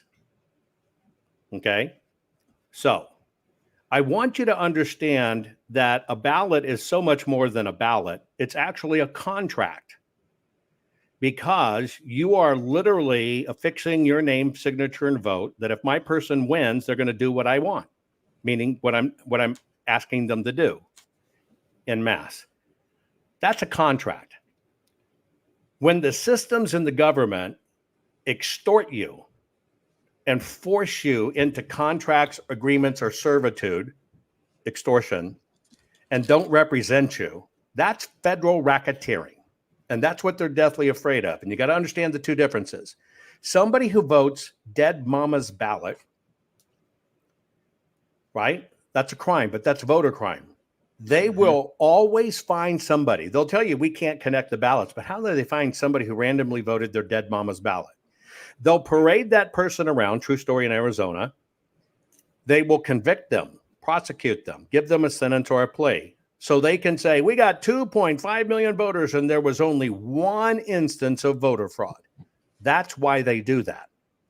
But when you understand how this is done, it's not voter fraud. It's something different. It's called election fraud, meaning the electors, the systems, the techniques that actually take your vote. And that's federal racketeering. And it's how we brought down the mafia. Here's how you get this solved. And if you will follow my freaking instructions, you can bring this down. Number one, look at how much money from the Biden administration to now has been willy-nilly spent appropriating to the Ukraine and other stuff like that. Go gather that number. It's in the trillions. Okay? You take those trillions of dollars that they've pledged and spent, and you divide it by the U.S. population. You're going to find out, and I'm just doing round numbers here, folks. You're going to find out that this current mail order maladministration, selected, not elected, has financially bound you as an adult, because you know, it passes to your children too, but it's technically only working age people, has bound you to pay an additional $39,000 in taxes to cover it. So now you've got a financial instrument. They have bound you to $39,000 that didn't exist before this mail order selected, not elected maladministration get done. Do the math on that, put it over in a column here. Next, turn around and go to your state. Look at how much your state is spending on illegals, housing them, the medical cost and everything they get, and whatever you can look it up, the impact of the illegals on your state. Okay? You're going to come up with a number that how much they spend to house the illegals and do all of that, divided by the total population of the state. You're going to come up with several $1,000s that it cost you, because now your state has to tax you for it. And then the last little piece you're going to do is you're going to look at your county. Your county has a similar subset of dollars. You're going to get those numbers from the county divided by how many people live in your county. Now you're going to add all these numbers up. Keep track of them. You're going to add them up. And just for shits and giggles, we're going to say you got $60,000 of debt that has been placed on you because of this government. That is your losses for a maladministered government. Then you basically go back and you show where they're not enforcing the law. They're not enforcing the border. They're not doing this. They're letting criminals off. You have to list out your grievances. You follow me? You got to list out all of your grievances. My name is Joe Blow. I live at this address and this city, state, and county. Our elected officials, county, state governments not doing this or not enforcing laws. You list all the laws that are on the books they're not enforcing. And then you say, as a result of this, I have been damaged at least this amount. You got to have that financial number. You got to show how it's financially impacted you and got to be able to call it. Now, what you have here is you basically have a linear proof sentence or a linear proof that basically shows that you have been damaged. Here is who did it, and here is how much you've been damaged. Do not mention fraud. Do not mention any candidate you're for or against. You don't have to name it by candidate. You just say, because of non-enforcement of laws, where they took an oath to do, I have now been damaged this much. You do it in the form of what's called a jurat, a legal jurat. That means you and only you, and you get it attested. Basically, you get a notary seal. A jurat means not an affidavit. The GOP tricks you into that. Go to the website, fill it out. Affidavit. It's not admissible in court. They do that on purpose. So when you get a legal jurat, you go down to your bank and get it certified. Now, the reason for a notary is they stand instead of court. It means they are a confirmed court witness that basically says, this is the person, this is their grievance, I read it, they swore to me, they signed it, I'm standing here in front of the court. That basically is the 100% equivalent of standing in a court. And as you know, what they're not doing is they're not letting you in court. So now you've prepared this. And basically what you do is for your county recorders or register of voters, right, or your county commissioners, up to your secretary of states, up to your attorney general, right, up to your governor, you literally send them a demand for payment and a cease and desist because you have been damaged. You got to get on the books personally. Once you've got on the books, if you can get 5 of you together, which I guarantee you can, and all of you have individual claims and have been damaged by basically the same thing, you now have the ability to get immediate restraining orders. And the number one thing is you got illegals coming across the border. You're giving them a social security. You're giving them a driver's license. They're immediately added to motor voter. Make sure you confirm that in your state. And the people, ready? The people assume they're voters. Therefore, you are willfully misleading, don't say illegals, the immigrants you're letting in. And what you're doing is you're turning the immigrants into criminals, and they don't know it. And that's a crime of civil rights against all of these migrants you're letting in. You're turning them into criminals, and you know it. And so, see, what you're really doing is playing both sides of the fence here. We're about the illegals. You don't give a rat's ass about the illegals. You want to get on the books. And what they've done is with this push-pull, they have violated their own laws. And just like I told you earlier, they are intentionally creating a way that the illegal can vote. And the illegal said, well, I didn't know I couldn't. By you filing these letters and putting them on notice requires them to respond and inform the illegals, just so which they're not doing. If you get a voter registration card, you know you can't vote till you become a real citizen. And that's what they're not doing. Get 5 of you together. You not only can you get a class action going, you can get a temporary restraining order that any judge in the country, all they have to do is grant you an audience. You don't have to have an attorney to do this. And you can file a temporary restraining order that says, you show me how we know the voter rolls are good and how you're vetting illegals that you're giving Social Security and driver's license to you, and 100% how you know they're not going to vote. And by the way, cease and desist printing these ballots right now because you can't prove they're not citizens. That's and once you've gone through all of these steps, who are you specifically submitting this to? Your county recorder. Mm-hmm. Some people have county recorders. Some people have register of votes. Whoever runs your elections. Let's just take Maricopa. You have a county recorder and you have 5 legislative supervisor districts. Those are the supervisors.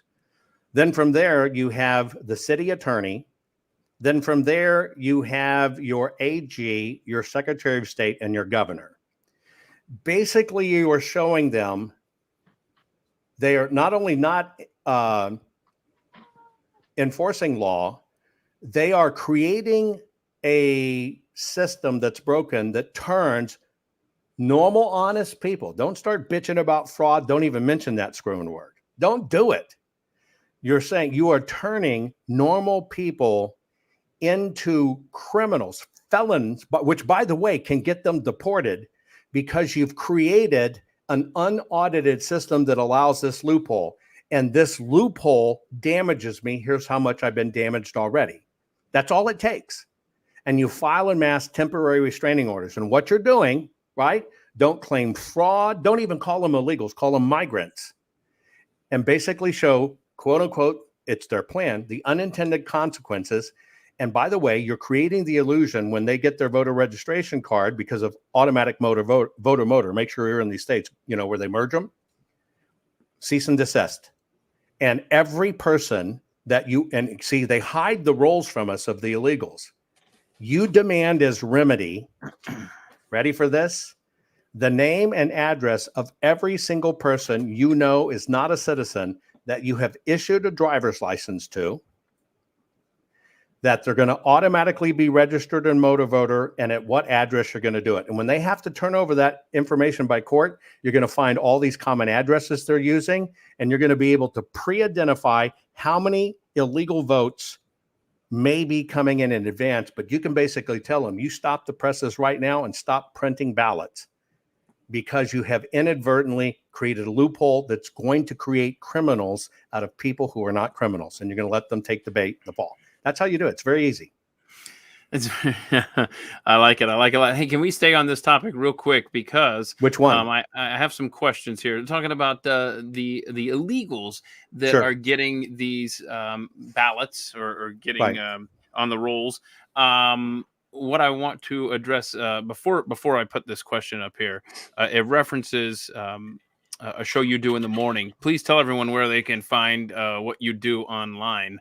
As far as presentations like rumble.com/Jovan Hutton Pulitzer, Jovan Hutton Pulitzer. You'll see it on the screen, no spaces. Jovan liked the 70s cologne, but I assure you, when I sweat, I do not smell like that. That's over. Hutton, like E.F. Hutton, you should maybe listen to me if you're old enough to remember that commercial. And Pulitzer liked the prize, but I'm not. I'm more like the free parting gift if you hurry up and order now. So it's rumble.com/Jovan Hutton Pulitzer. I broadcast 7 days a week, 7 a.m., 7 p.m. I give it to you in Central Standard Time because it's 777, just like the jackpot, because we're all winning if we're here together sharing information. So every single day, 7 days a week, 7 a.m., 7 p.m. Central Standard Time. And to boot, we throw in additional content at noon. Oh, I love it. I love it. So setting that up, here's the question from Dove 1965. Jovan said this morning over on your Rumble show, he figured out about 5 million illegals are voting nefariously. Will be voting. In this next election, we'll have at minimum 5 million additional votes pouring in that, if we could track them back, are illegal votes. These are additional to the illegal votes that we already have in the system? That's correct. Dear Lord. And if I can pull it back to the tech side of it, and what you had said, Keith, is, this doesn't mean that 5 million physical people will show up. Certainly some will be. But, let me just see how many people out there are familiar with the e-poll books, right?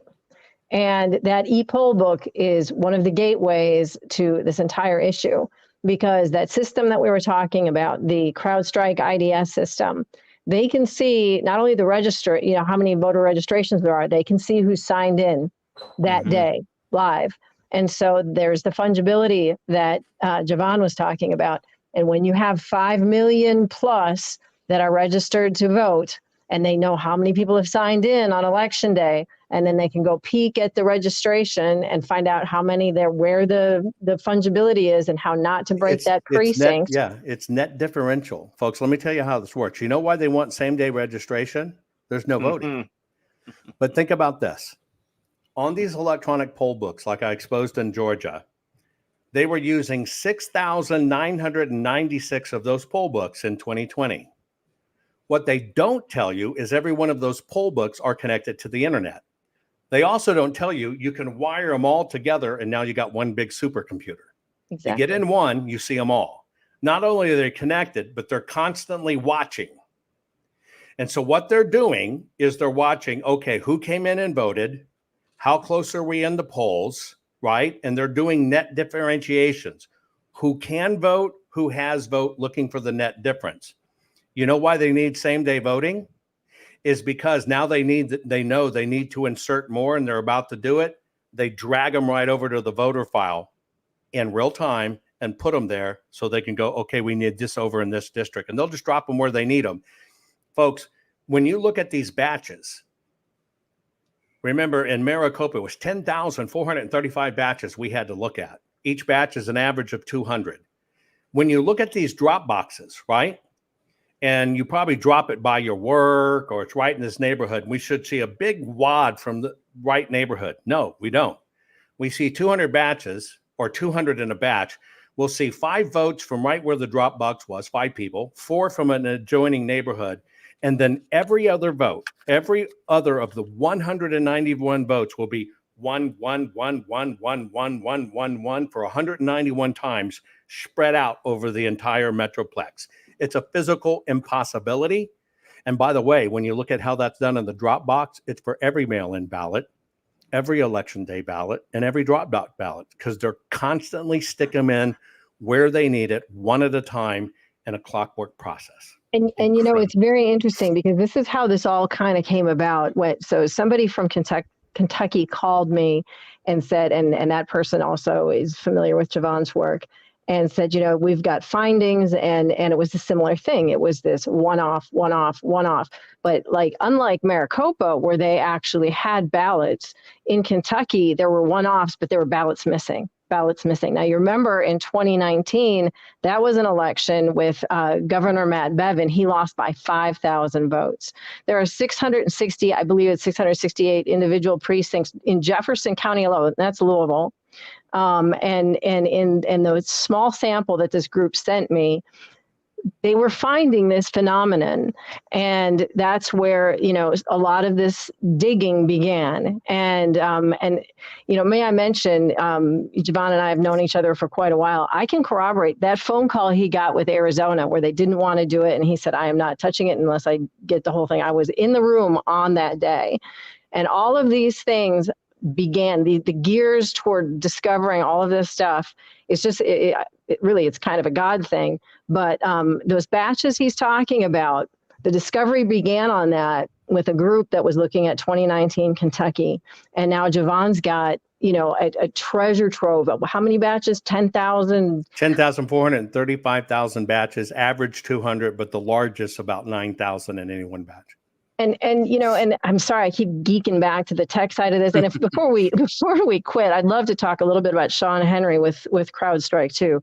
But you know, when you start peeling back the layers of the onion on this system, you know, this Rabbit 5 was a SOAR program. It's artificial intelligence that was rolled out in 2020 in 4 separate areas. We talked about this a little bit in part 1 of our discussions together, but Maricopa County was the only, they were statewide in Massachusetts, Texas. Maricopa County was the only locality that was chosen for that rollout with AI capability. Let me explain, and tell folks, I want to give you a visual of this, folks, just real quick. If we went back in time and we looked at those 200 ballots, they used to have 1, maybe 2 ballots per 200 that would have a problem and need to be adjudicated. When we get into 2018, it jumped up to about 4 out of 200. That means 1 out of every 50 ballots technically has a problem with it, that the scanners can't read it or can't understand what to do with it.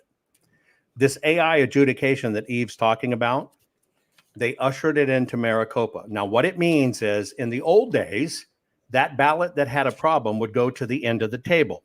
Somebody in the room, because everything took place in one room, would come around and collect those ballots and would go over ostensibly to a Republican and a Democrat, which is not true, look at it with a supervisor, and they decide what the voter intended, and they fix it. This AI version now that they deployed, now that ballot doesn't go at the table. It doesn't come out. Nobody at the table or at the thing knows there's a problem with it. It takes that ballot and sends basically a scan that is the exact digital equivalent to the quality of a 1980 fax machine. You know how great those were.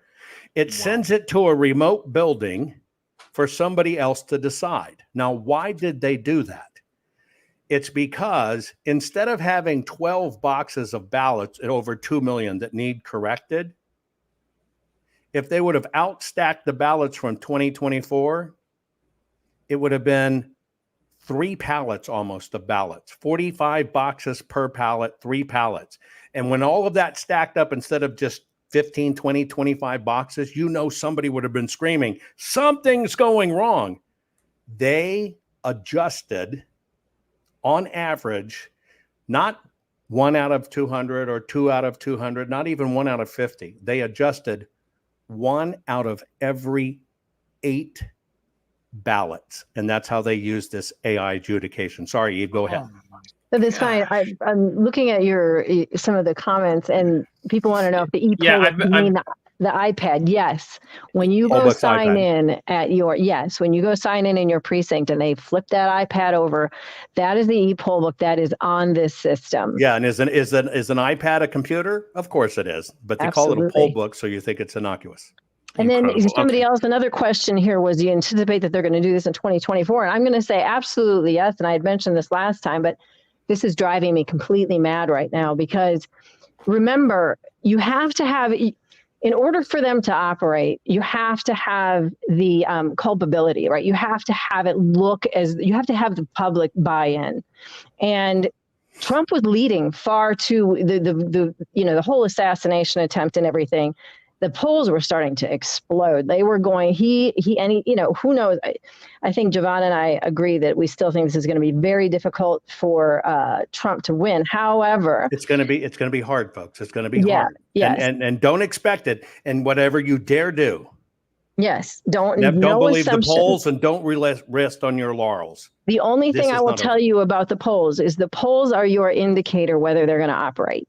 When you see these polls tightening, they will be operating, because that's how they run cover. They have to have the notion, the idea in the public's brain that it could potentially happen that the opposition could win.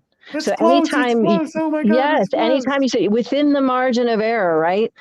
If I had the guts to have bet and everything that I have in 2018, whether it was the Kerry Lake or the Ossoff or the Dr. Oz or any one of them, before they even started dropping ballots into the ballot box, I told friends and family who was going to win those races. I was right on 100% of those.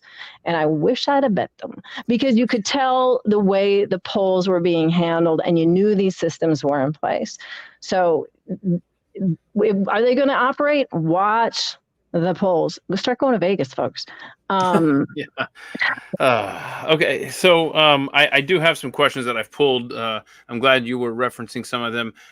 This is got a couple here from William I want to get to. I want to get to another one from Dove. William asks, what's the real reason for using voting machines rather than paper ballots? Is it cheaper, faster, more secure, or other? Like, what are they selling to the public now on these, as we have question after question after question with every election? We had voting issues with machines, changing votes or not recording votes, going back to the late 70s, by the way. Wow. And even into the 80s, numerous lawsuits over them. If you want to go look up a issue, want to go look up Vote Scam. That's one book you can get there. Black Box Voting is another one. You can see how it was done. A lot of lawsuits, but that was when not really a machine. You kind of push a toggle. The 2024 scam, Bush-Gore, was to convince you it was too hard to tell the little pushy pin things, which said, well, we should do this by computers. And now they tell you they can't count them. It takes too much manpower. They can't do it, need to do computers. It's a racket. It's a racket. And oh, by the way, the same computing device they use, Dell computer, to run most of these, you can go buy right now on eBay for about $312. And they lease to the state for $65,000 a year. And so it's all a racket. But see, in the racket of it's got to be machines, they got to keep on coming out with more levels of machines, more levels of machines, more level of machines to keep on getting big contracts. It's all bogus where it's all crap. And if I could wave my wand, because I could, from a technology standpoint, fix every bit of it, make sure no illegal vote got through, make sure everything's copacetic. It audits when it does it.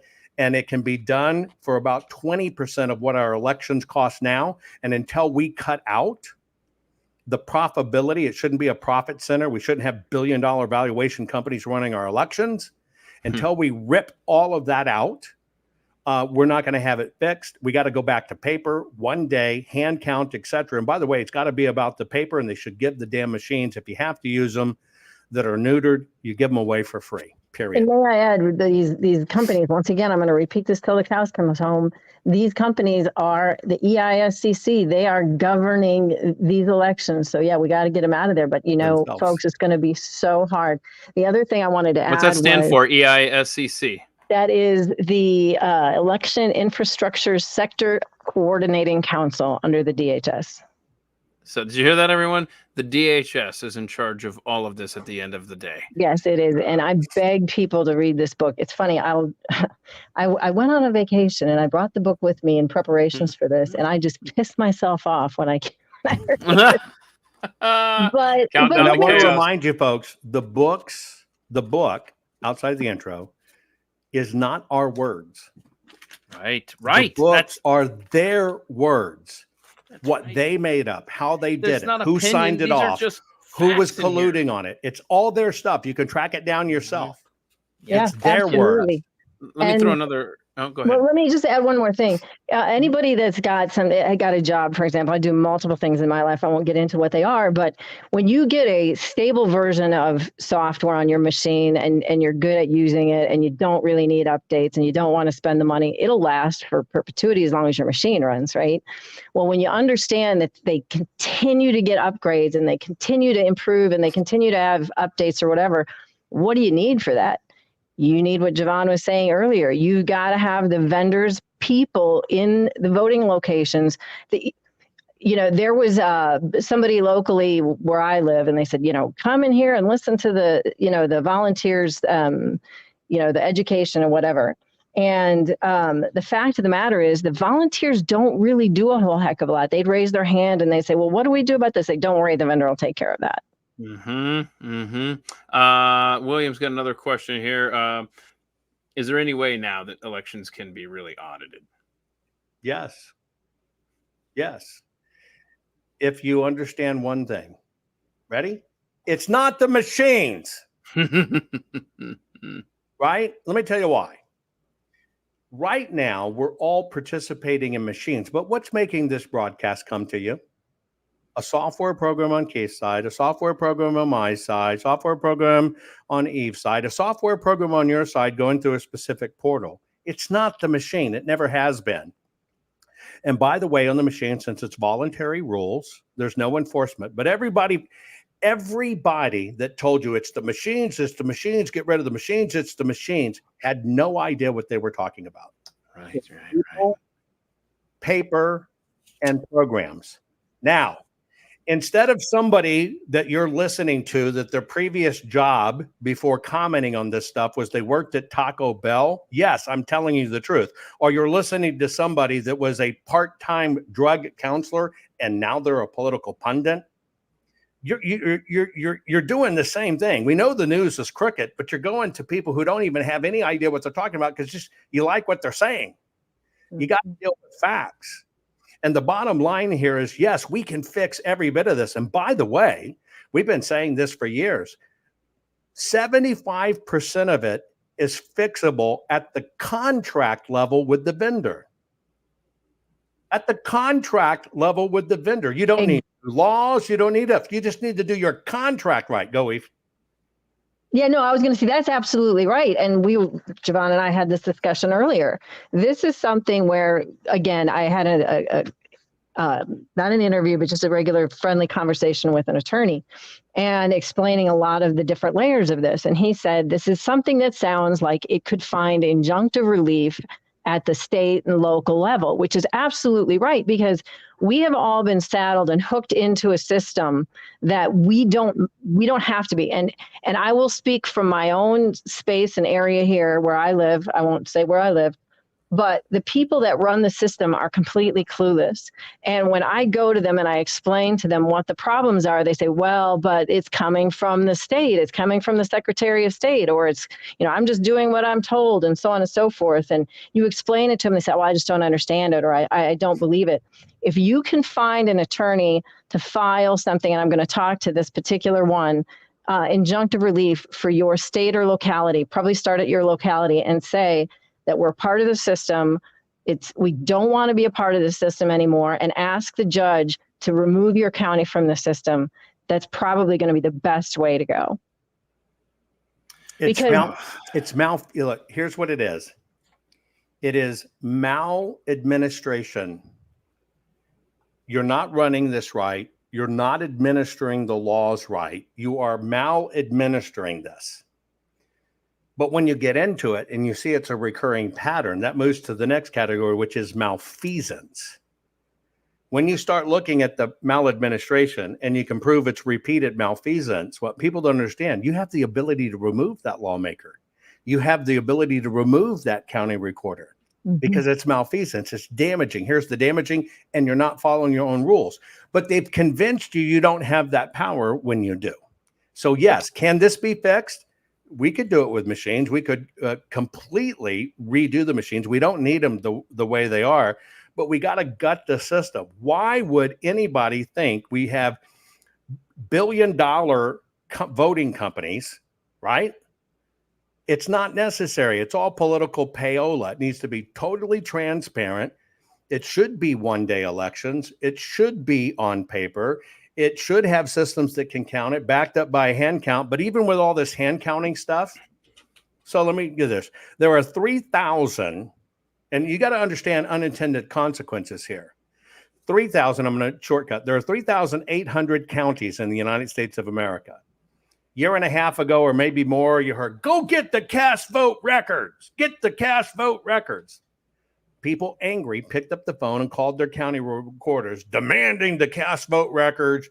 You're a fraud, you're a treason, you're going to get hung, because nobody taught them. Even the people demanding cast vote records didn't even know there's 6 versions, didn't even know what version to ask for. But because you see it on TV, we're going to get the cast vote records. Here's the net effect of that. 3,800 counties out there, which you could have got the cast vote records. Because of that little promotional effort, half of those counties wrote laws to now forever bar anybody in the public getting the cast vote records. Yep. That's the kind of stuff that kills us. Hand votes. We're going to turn the voting machines into prison bars. It sounds nice, but you have a contract that's a multi-year contract with the states that says you must use machines. You can't get around it. Okay, we're going to do hand counting, which is great, which is exactly what we should do. But then there's another loophole. Great, you're going to hand count. Now, out of 3,800 counties, for 24, they're going to hand count 200 counties. Great. But you know what's wrong with the contracts? They're still going to run the machines, and you're going to have a hand count. Can you tell in a hand count which ballot's counterfeit or which one came from an illegal? No, you can't. So you're still going to be counting the same BS ballots. Oh, by the way, the deferentian, meaning who they're going to defer to on the count, is the machine, not the hand, because the machine's written into law. Yeah, it's certified.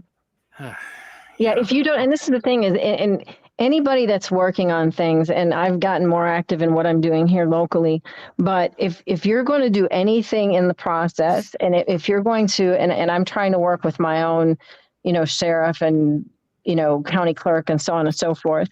But if you come up with a way to remedy this, you need to do it so that your Board of Elections will certify that process. Because if they don't certify the backup process, it will always default to the machine, what Jovan was just saying. That's right. If you don't do contracts and you don't know it and you don't know what you're doing, you're going to buy into the hoopla. We're going to hand count, but you don't realize it doesn't mean anything. They're just going to placate you. It's not going to mean anything because you didn't get it certified, because you didn't get it in agreement, that you didn't decide these terms.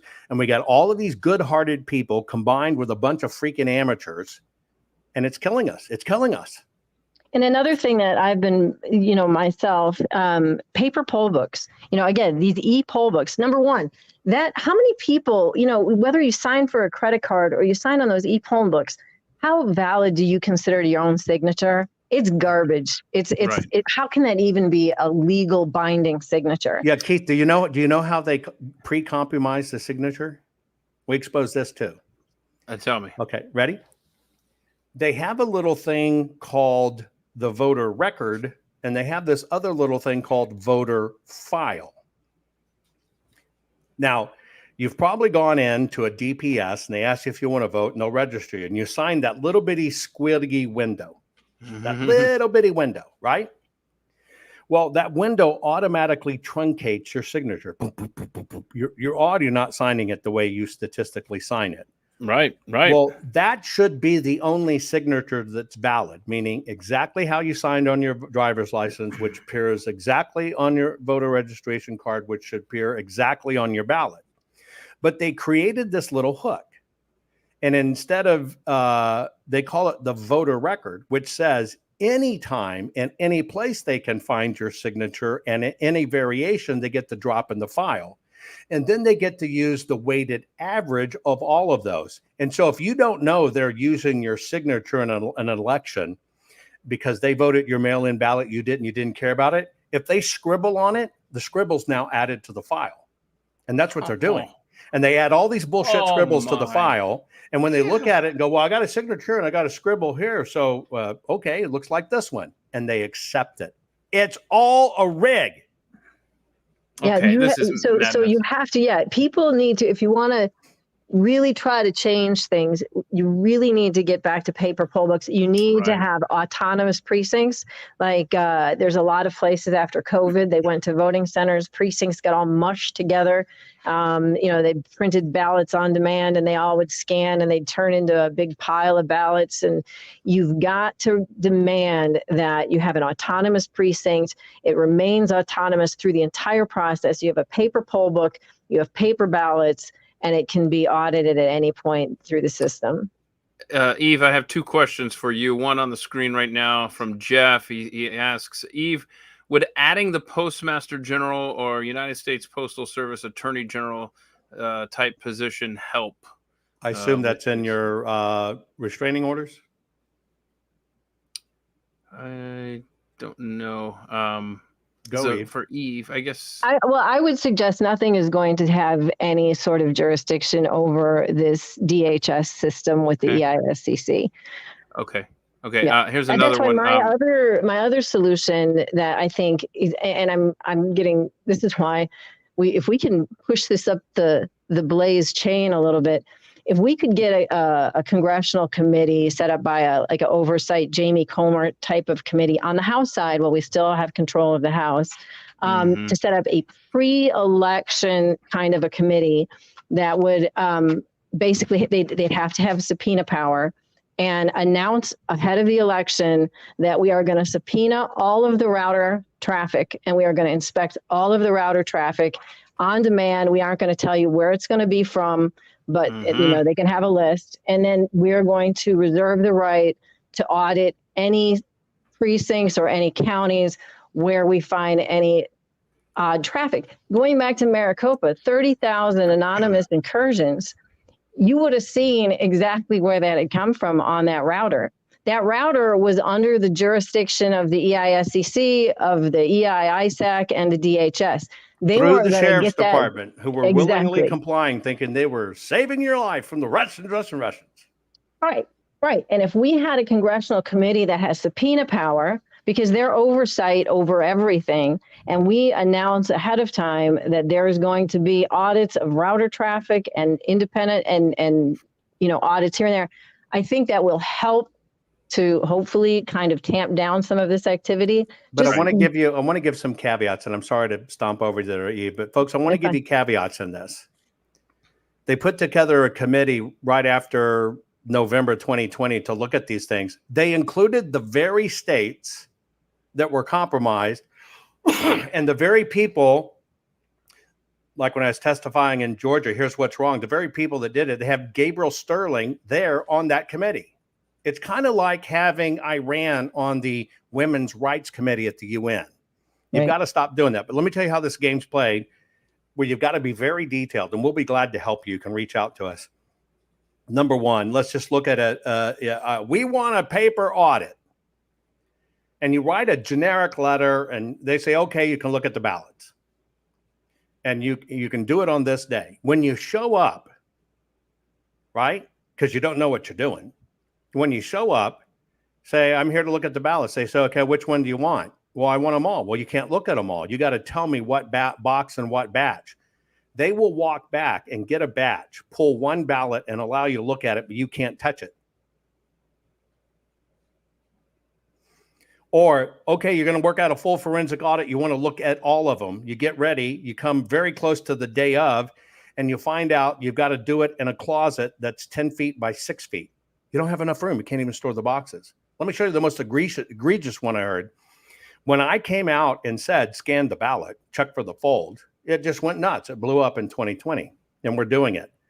I kept on hearing in Tarrant County about this woman saying, we're going to audit the ballots. We're going to do a full forensic audit.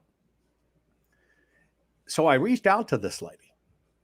And I said, I hear you're doing a full forensic audit. I'd like to hear about it. Well, yes, we're getting the guy who led the forensic audit in Arizona, and we're auditing every one of the ballots in Tarrant County. And I said, you know, we've never met before. Yeah, I said, I'm the guy that did all of that work and created all of that, and we've never talked. And she gave me the person's name, and it's a quote unquote somebody who was running for office, maybe even a former lawmaker, that was saying he was the guy in charge. No, he was a volunteer. And so I said, okay, well, let's just talk through this. And you know, I got patents on this, but I'll be glad to help you. I said, what's going on? Well, we're scanning the ballots at 600 DPI, which is technically correct. We're scanning them. Now we use photographic equipment, not scanners. And we're scanning them all. I said, tell me about that. How many people do you have scanning the ballots? And when are you going to scan it? She goes, well, we're not scanning the ballots. I said, you just told me we're scanning the ballots. She says, no, the county's doing it for us. I said, let me make sure I got this right. The county is scanning all of the ballots. She said, yes. I said, I want to see a sample of the scan so I know what they're getting. And I'm just going to tell you, I'm very surprised if they're going to scan them for you. Nope, they're going to scan them for us. So I said, I'll call you in a couple of weeks and we'll just follow up. I call her. I said, did you get a sample of the scanned ballot so I can see a sample of it? She goes, they haven't turned them over yet, but they say it's going to be another week. So, okay, I'll call you back in a week. Call back in a week. Well, they haven't turned them over yet. And I said, stop. How long have they been telling you it's going to be a week? About 7 months. I go, okay. Put my foot down. You get and demand one sample scan of them scanning the ballots. Well, a week later, I got one.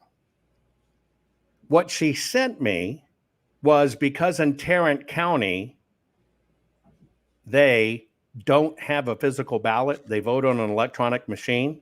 She sent me the receipt of the paper, which had a Q code on it, which of course are all my patents. That's 207 patents. All of that works off at reading those are my patents. It's how I got involved in the first place. And she sends this thing to me and I go, this isn't the ballot. She goes, yes, it is. You can see who they voted for. I said, this is not the ballot. This is called the ballot receipt. Oh, I didn't know that. The county did faithfully copy them all. I said, you have nothing to audit. You have told everybody you're scanning the ballots. You're getting the ballots. You've raised money. You don't even have a ballot. And they're copying the receipts from the machines that you're supposed to believe that's exactly how you voted. And by the way, you have nothing to audit because you can't audit those. That's how bad this stuff is. But she had been doing this for the GOP for 30 years. Oh, no. Okay. Let me Good money real raiser, but no logic.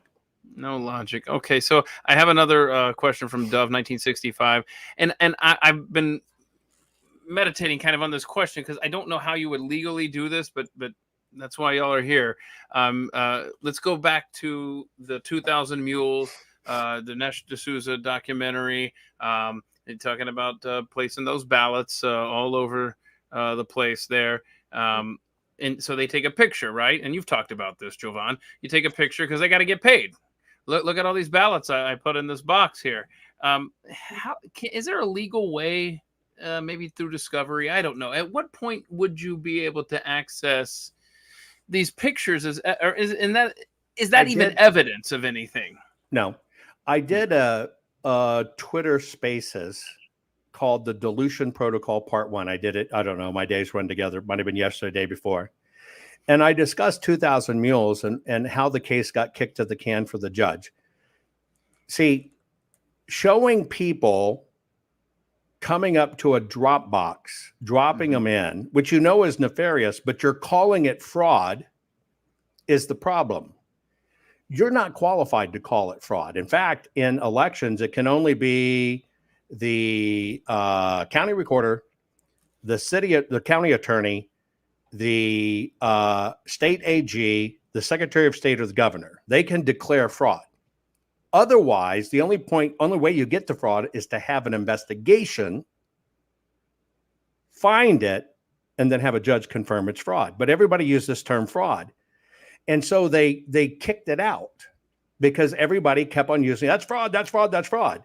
I saw them change the votes on TV. I did many specials on this. So I'm not going to go in. No, they didn't change the votes on TV. And that never was the vote, never has been the vote, never will be the vote. It's statistical projections. But in 2000 Mules case, looking backwards, they should have educated the public on how close geofencing can be in geolocation and how it's used in law enforcement to find convicted killers and stuff. And they didn't build that up enough. I did programs on it, but of course I can't reach everybody. They should have built that up so people understand it, because the media came out and said it's not valid. You can't get close enough. It might be 100 feet. That means nothing. But yet they used it on January 6th people to put them in prison. The other part of it is the left, and it's called the dilution protocol. Think of how many people told you, the full forensic audit in Arizona, it's a fraud. It's just a grift. They're patriots. Don't do that. They're going to go out, all the crap, right? That's called the dilution protocol put into effect. Now, the dilution protocol that happened with 2000 Mules is they literally, basically, instead of understanding how it really works, it is legal ballots overprinted and illegally obtained, sent to an outside source. They're having people fill them out, and then another person's dropping them up in mass. That's trafficking. But the left said, well, people can take in their families, and that's their family, and ballot harvesting is legal. Well, see, the left changed the dialogue to ballot harvesting. It never was ballot harvesting. It was an illegal ballot cracking operation, trafficking of ballots and using ballots illegally. But because they never pushed back that it's not ballot harvesting, they allowed the dialogue to be controlled. And the Georgia Bureau of Investigation, which I don't trust, basically said, you can't show me that there's any nefarious thing in here with harvesting. Nobody got paid for it. You can't even show they got paid. And we have ballot harvesting. We don't see a crime. Now, let me tell you about the Georgia Bureau of Investigation. They worked in 2018 to work with the state to make sure that the midterm elections were safe and secure for several million people. And so they also supervised a risk limiting audit. How many ballots did they look at for several million people? 25. Good Lord. How do you look at 25 ballots and lay it over 2.5 million people? You don't. That's the rig of risk limiting audits. You can't find anything. The other part of it is they even came in. Well, we looked at, we don't see anything illegal here. It's all broken. They don't even know what they're looking at. They wouldn't. Here's a ballot. You can see people voted it. And what they do is they wow them with procedures. Okay, the ballot came in. You can see it on the poll book here. We scanned it in, and it went over here, and you can see it. It counted right. All the words are rigged. When they said we did a hand recount, what does that mean? They took all the receipts from the machine, and it said how many ballots went in. They recounted those numbers off the little gas station tape and said that was a recount. Was that a recount? No, you're thinking they're recounting the votes. It's total bullshit. The other part of it is, okay, we're now gonna hand count every ballot. Well, you think they're gonna look at every vote? No, they're not. They take the ballots out of the packets. They run them through a paper counter, like a dollar bill counter. And if they said 1 million people vote, they better have 1 million pieces of paper. That was a recount. It's all rigged. And the bottom line is they keep people ignorant of this stuff. The lawmakers don't even know. And then you have all these people out there, whoever donates the most money or gets the most TV time. No, we're going to do it. Full forensic audits, a grift or whatever. And they changed the dialogue, just like they did for 2,000 Mules, got hit by ballot harvesting and never was ballot harvesting. And they couldn't get past that hurdle. Now, I think they should have released, hey, they're going to these 29 or 30 locations. They're obviously picking stuff up and they're doing this route. They should have actually published that and basically said, we don't know what's going on, but why do people go to 30 places? And why are all of these 30 places NGOs or volunteer organizations?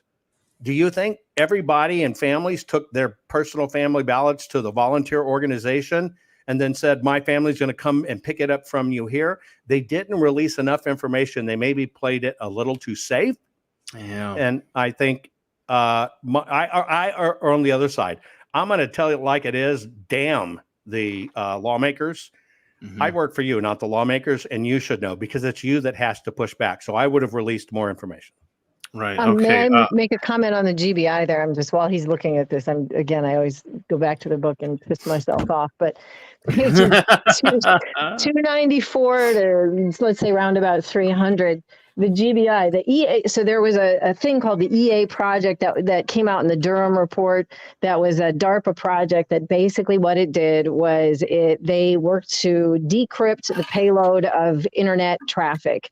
And once that was done, that was handed over to the GBI and the GII and they were off to the races with it. And there's plenty of testimony on those pages as to how they used that. I mean, it's all of this stuff is so insidious and so deep. And at some point, if I could talk about Sean Henry, the president of CrowdStrike Services. Oh, good. I was just about to ask you about that because I know you wanted to revisit CrowdStrike. Please do. Yeah, well, so Sean Henry, and I will speak from, without naming names, I know somebody that has had direct professional contact with Sean Henry. And the thing that's interesting, okay, Sean Henry's past is with the FBI. He rose up to the ranks to basically become deputy director of FBI Cyber. During the whole Einstein project as it's growing into Albert, Sean Henry just decides after winning an award and everything else that he's going to resign from FBI. But 3 weeks later, he's the president of CrowdStrike Services. And he was FBI assistant director at the time? I believe, like deputy director, correct. Yeah, deputy director, sorry. Yeah. And it won a prestigious award, and I forget who bestowed, I think it was Comey actually nominated him for it. But what's interesting is that inside CrowdStrike, in his own testimony, he talks about the litany of people that work inside CrowdStrike, from the CIA, former FBI, so on and so forth. But the person that I know that had professional contacts with him, it's not like he left the FBI and went to CrowdStrike because he needed a big professional change and it was just time to let my, personal, public, work go because I need a break. Every time you would talk to this man on a professional level, he would never fail to remind you that he was FBI. And it was just kind of an important asterisk, I think, to mention about him. Which, by the way, the FBI agent who first blew the whistle on Comey that the FBI was bad, that it was running operations off books, that stuff illegal was going on. I know the agent personally. And that person that first went on record and did it, not only did they boot her from the FBI and called this before the election that Comey was bad, she cannot get a job anywhere in law enforcement anymore. And when she even gets job like special protection assignments and they find out, they call the employer and get her booted. And the last one, she was living in a tiny apartment trying to make ends meet, working at a Lowe's as a cashier, and they even called there to make sure they booted her. The person who blew the whistle. Good Lord, that's horrible. But Colonel John Mills, and I'd like to thank Jovan for connecting me with him on a couple of occasions. This man, I mean, and he's got a book and several interviews, and what a patriot this man is. And I think he's in Virginia. Am I right, Jovan? Working Yes. on a lot of the stuff in Virginia. So there is hope in Virginia. But if do we have a minute? Can I just read this one paragraph from this London incident? Because I hear this in my brain all the time when I hear this stuff going on with CrowdStrike. Again, we're led to believe that these heads of these companies are these, they're squeaky clean. They've got the shareholders, interest number one. And what was interesting is General Mills is over there on an information sharing, actually, for meetings or whatever, which, as I'm discovering information Overseas. sharing. Yeah, overseas. I thought it was very interesting that these names come up. But so this paragraph is just quoting an interview from Colonel John Mills, and he says, so he's overseas in London, and he recalls he says here that he was at meetings regarding information sharing. He describes a dinner, one attended by globalist dignitaries, many from intelligence communities. And he recalls it's kind of the typical format, in an evening where the attendee introduces themselves, they hand around a microphone, and you stand up and you address the group. And he said when the microphone was passed to, and he wouldn't say who it was, but we identify him as Sean Henry. There's no other individual that this could be.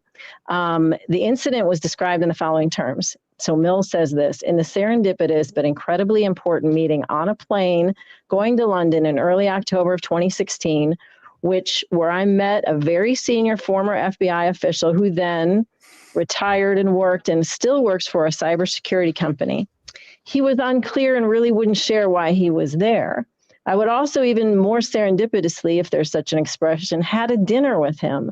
And I didn't even know, even after being on the plane with him, that at that dinner, he had a meltdown, because we would all go around the room and tell people what our passions were. And he said, quote, "We are going to show and prove Trump is a Russian asset. You've got to remember," that's the end of quote. "We have got to remember this is early October 2016. This is a dinner party essentially filled with people that you would call globalists and elite." Mills says, "I was not one of them, but I was invited because I knew several of the people. I was a Trump supporter, probably one of the few. But when this former senior FBI official, who I trusted and known for years, been at many meetings with, helped provide security for me when I was on a sensitive overseas trip, most people had no idea what he was talking about in October 2016, because one, everybody felt Hillary was going to beat Trump, and two, the Russia story was really not even a known thing at the time." He let the cat out of the bag in advance of what they were going to do. He said he was very curious, had an absolute meltdown. And when you understand in hindsight, and then, so Mills is involved at that point. Understand that is October. Then you get the election happen. Then you get the order in December. The Obama administration and Jay Johnson, everybody want this ICA, this intelligence community assessment.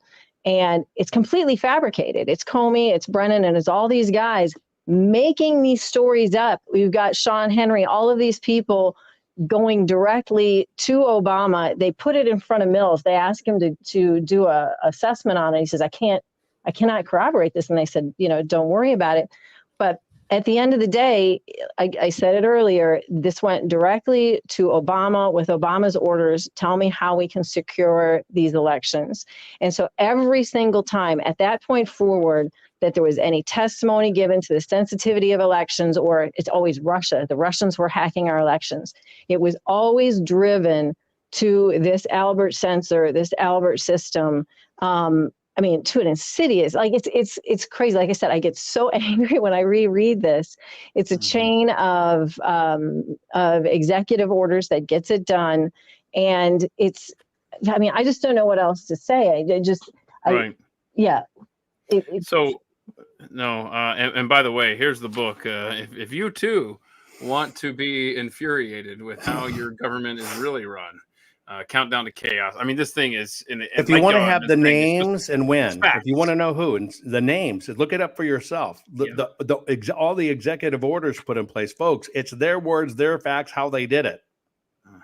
Well, and Keith, and I think I can say this too because I think we handed over a lot of these links, and I don't have the Kindle version. Were the links hot in the Kindle version, Jovan? Yes. Some of these spaces and places have now been removed. Keith, if you remove, the source on this, you could probably go ahead and make, Jovan, can he make the list of sources public now? Yeah. To his viewers, as long as he takes. This out. Okay. Yeah, okay. We'll The other thing we could talk in generalities about, I don't want to talk about it in too many specifics, but Jovan, you know this too. We emailed Keith something that was found. It's mentioned in the book, just in passing. But Keith, did you get the email of that very odd website, that buried website? Yes. I don't want to speak in. I printed it up. I've got it. We right even here. found the buried website where they would communicate with each other how to do these things with instructions, and they hide them in random websites. Yeah, and I don't want to say too much about it because I mean, it's just one of those things where we couldn't run with it because you don't want to. You don't want to have that one shut off. Remember, when you publish a book like this, folks, and you publish the evidence, they try to go back and are going to try to cover their things. There's certain things that even to this day, we won't reveal, but in discovering the back channels, how it was done, how do they pass the information? And it's kind of what you saw with Kamala today when she went on Steve Colbert's show talking about DC, and 7 times she says, and there's going to be more, and they're not going to stop, and they're not going to stop, and they're not going to stop. Right. And it's going to happen during the elections and after elections. And it's right. And I'm telling both sides, that was the threat. She's telling both sides it's still going to happen. She's telling the other side, don't give up. It's treason. Yes. Yeah. That's the word. That's the word. Can you please, Jovan, for those that missed or maybe forgot some advice that you gave in the last time we talked, which, by the way, if you're seeing part 2 and you haven't seen part 1, and by the way, I have the same sentiment as Joe there. We've all been played for a long time. I can't imagine how America would have been without this crap going on and the trillions of dollars wasted. Amen. I think about that all the time. But something that you had said in the previous episode that others can go and find at youtube.com/@the-mic. Look for the deep dive playlist. We had a long conversation on July 4th, and you suggested, and please explain it again, what people should be doing on election day and ordering your mail-in ballot and all that good stuff. 3 years ago, we came out with this, and it was a fellow great researcher, great patriot, Roger Fuller. We call it the Fuller FU is the operational name of this. You'll now hear Mike Lindell touting it. Here's how it works. Get on your mail-in ballot list. Now, folks, write down these instructions. If you'll follow them, please follow them, okay? Get on the mail-in ballot list. Ask them to send a mail-in ballot to you. Now, you're going to get that ballot. So you can early vote or you can mail-in vote. Do not open it. Let me repeat. Under no circumstances do you open that ballot. When election day comes around, and we were telling people to do this back in the gruesome Newsom recall. We knew how it was going to work, but not enough people do it. You got to do it. You got to follow the exact instructions. So you're going to have your mail-in ballot. You're going to sign up for it. You're going to get it. Do not vote it. No matter what, do not vote it. Put it in your pocket or pocketbook when you go to vote on election day. Walk in. Depending on the state, they're going to check your ID.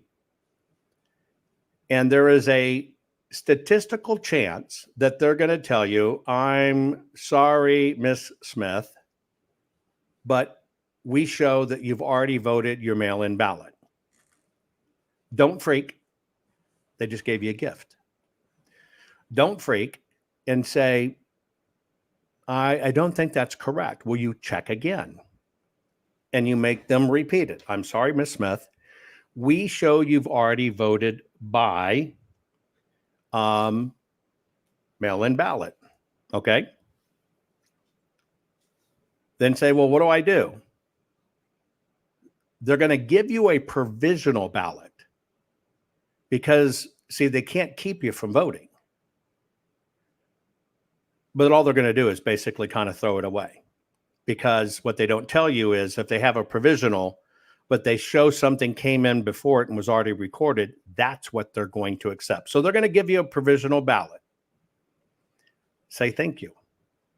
Now, in the interim, getting ready to go into election day, you have programmed into your phone the sheriff's department non-emergency line. Not the police. Not the police. And in case you didn't get it, not the police. Sheriffs actually have jurisdiction to deal with this. So you're going to step aside like you're going to vote the provisional ballot, and you're going to dial the sheriff's department. And you're going to call the sheriff's department and say, I want to report identity theft. I'm at a retail location. What's the operative word there? Retail location, not a voting place, because you're at a retail location is what it is. And I have discovered somebody has stolen my identity right in front of me, and I can see it, and I'm here, and I want a deputy to respond. I want to file a report. They'll send out a deputy. You will tell the deputy, they are saying I voted by mail, and I did not, so somebody has stolen my identity. The deputy will go talk to the person in charge. Now, the formula you've done is you've asked this person twice. They've told you the same thing. They're going to give you a provisional. At that point, say, could you just get your supervisor to confirm this? You need that additional person in loop. I just want to hear it from your supervisor. Supervisor is going to look at it, say, yes, Miss Smith, it says you voted by mail. That's when you take your provisional walk away. Now you've called the sheriff's department. The sheriff is going to come back. The deputy's going to come back and say, well, they say you've already voted. They're giving you a provisional. At that time only, reach into your pocket or pocketbook and pull out your mail-in ballot and say, here is my mail-in ballot. See my name on it? Here's my driver's license. Notice it's not open. I did not vote my mail-in ballot. Somebody has stolen my identity, and I want to file a report right now. They're obligated to take that report. Now, you haven't said anything about stealing an election or fraud. Stay away from those words. You haven't said F Joe Biden. You haven't done any of that. You've said somebody stole my identity. By claiming stolen identity, you've put it square in the shoulders of the sheriffs that has the right to investigate. Do not, remember I said, don't open that ballot. You got to show them it unopened. Unopened. You do not let them take it from you. You do not let the election people say, well, we need that ballot. No, it's your property. It was mailed. It is now your physical property. You have full right to vote it or not, period. Do not surrender it. And you tell them, this is my evidence. I haven't voted by mail. And this evidence is staying with me until at the time I either get in front of a judge or get in front of court. So it's not being surrendered. You can record I have it. Your body camera is going to see it. Here it is. But it ain't leaving me. What you've now done is you've opened a possible criminal investigation into ID theft. And you've put it right in the hands of the sheriff, that the sheriff actually has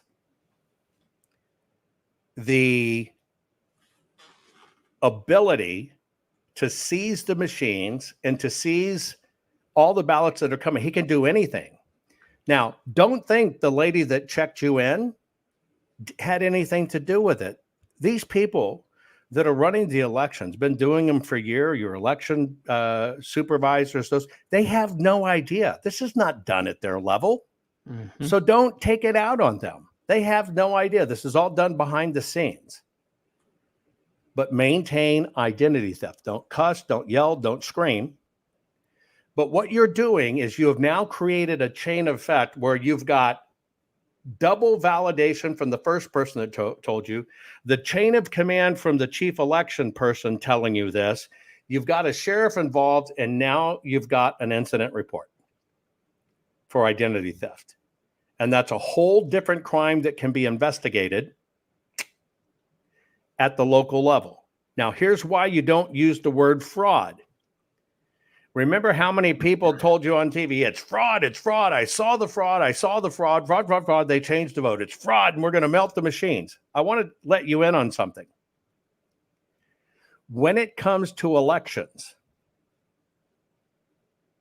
even though they're state elections, when you assert the charge of fraud, it immediately takes it out of the state jurisdiction and it bumps it up to the Department of Justice.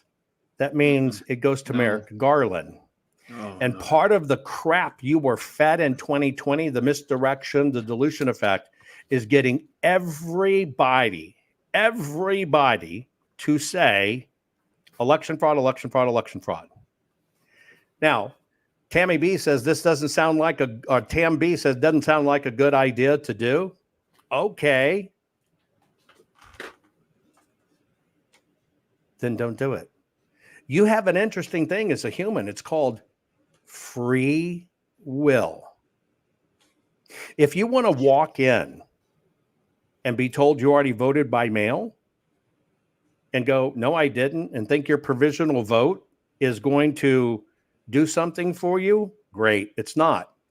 But if we get people on the mail-in and we show those things are rigged, we can get rid of the mail-in ballots. We can get rid of the databases and we can clean it. Period. This is how it's done. And it's not meanwhile you don't get the vote. Tam, that is 1,000% incorrect. 1,000% incorrect. They cannot forbid you to vote by law. Period. You're still going to have your provisional. You're still going to vote it. You're going to now have it on record. You're going to confirm they accepted that provisional because you have mail-in ballot. And if they tell you you can't vote, bend down and kiss their feet because they just violated state and federal law and made it a slam dunk. I hope they tell you, nope, now you can't vote. I love it. All right. Well, we've covered so much today. In addition to the 3.5 hours we did back on July 4th, is there something that y'all have been itching to discuss here today that you want to get off your chest and share with everybody? Eve, I didn't know if you had any other points that you wanted to make sure you got in today. I think I got basic. I didn't want to get too down in the weeds. I mean, there is so much in the book, like we've all said. Highly encourage everybody to get it and read it. One thing that I was interested in, and it bears more investigation, but when this CrowdStrike thing happened this week, people had brought up the ownership of CrowdStrike is Ukrainian, which I've not really dug into or got into horribly deeply. But what is in the book, what is very interesting is that the FBI and CrowdStrike never had a matching version of the image of the DNC server, which goes all back to the whole Russia collusion hoax. When you read that in the book, pay very close attention to the details on that. They get into what's called hashtags, which hash values, sorry, not hashtag, hash values, which demark whether something has been changed in the at the level where things are stored on your computer. And it was a very interesting exchange that Sean Henry had in congressional testimony. He actually had to have a sidebar with his attorney at that point, because the hash values between the FBI and and CrowdStrike they were different, and that was not ironed out. That means, folks, the footprint electronically was altered. Correct. And so, again, the fact that there's a Ukraine connection that goes beyond the scope of this discussion today and the book. However, this is a place where people can go and begin doing your own research, pay very close attention to the details in the book. But, and I think, again, let's just focus on solutions, because I think that was one thing that your listeners last time made very clear. People are like, this is so depressing. There are solutions, and if I could make them very, very simple, yes. Start now, right now, press for paper poll books. Now, where I live, they said it's too late. We've got what we got for 2024.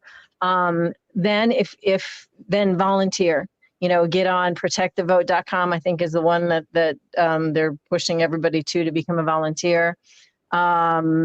I think if we can do as a group of Blaze listeners and followers and watchers and people in Jovan's community, if we can push this up bigger food chains and get it in front of louder voices, I think this idea of getting a congressional committee ahead of time, not a post J6 or post J13 committee. I'm talking a committee arranged right now with eyes on the system. I think that's a decent true thing. Experts. Yes, true experts. And true Jovan, I think not big donors or whatever, true experts. Correct. And if it's a congressional committee, listen, there are people on both sides that have complained about election integrity.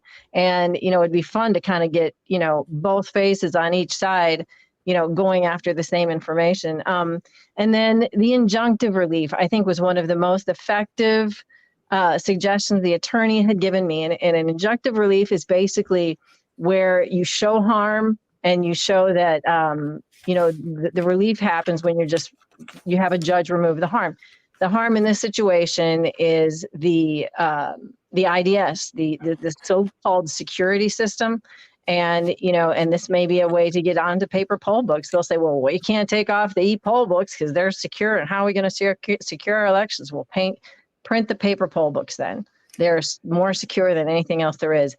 Force it through your injunctive remedy. Absolutely. For me, as I think about all of this, man, there's just so much to talk about. And Keith, thank you not only for doing this and coming back for more punishment, but I just want to thank you for having the courage to do it and having the courage to do it for your audience. As far as just things to get off my chest, and I've thought about this a lot because there's just so much, and it will wreck you, it'll eat you, but it's good to get it off my chest. But I want to let you know,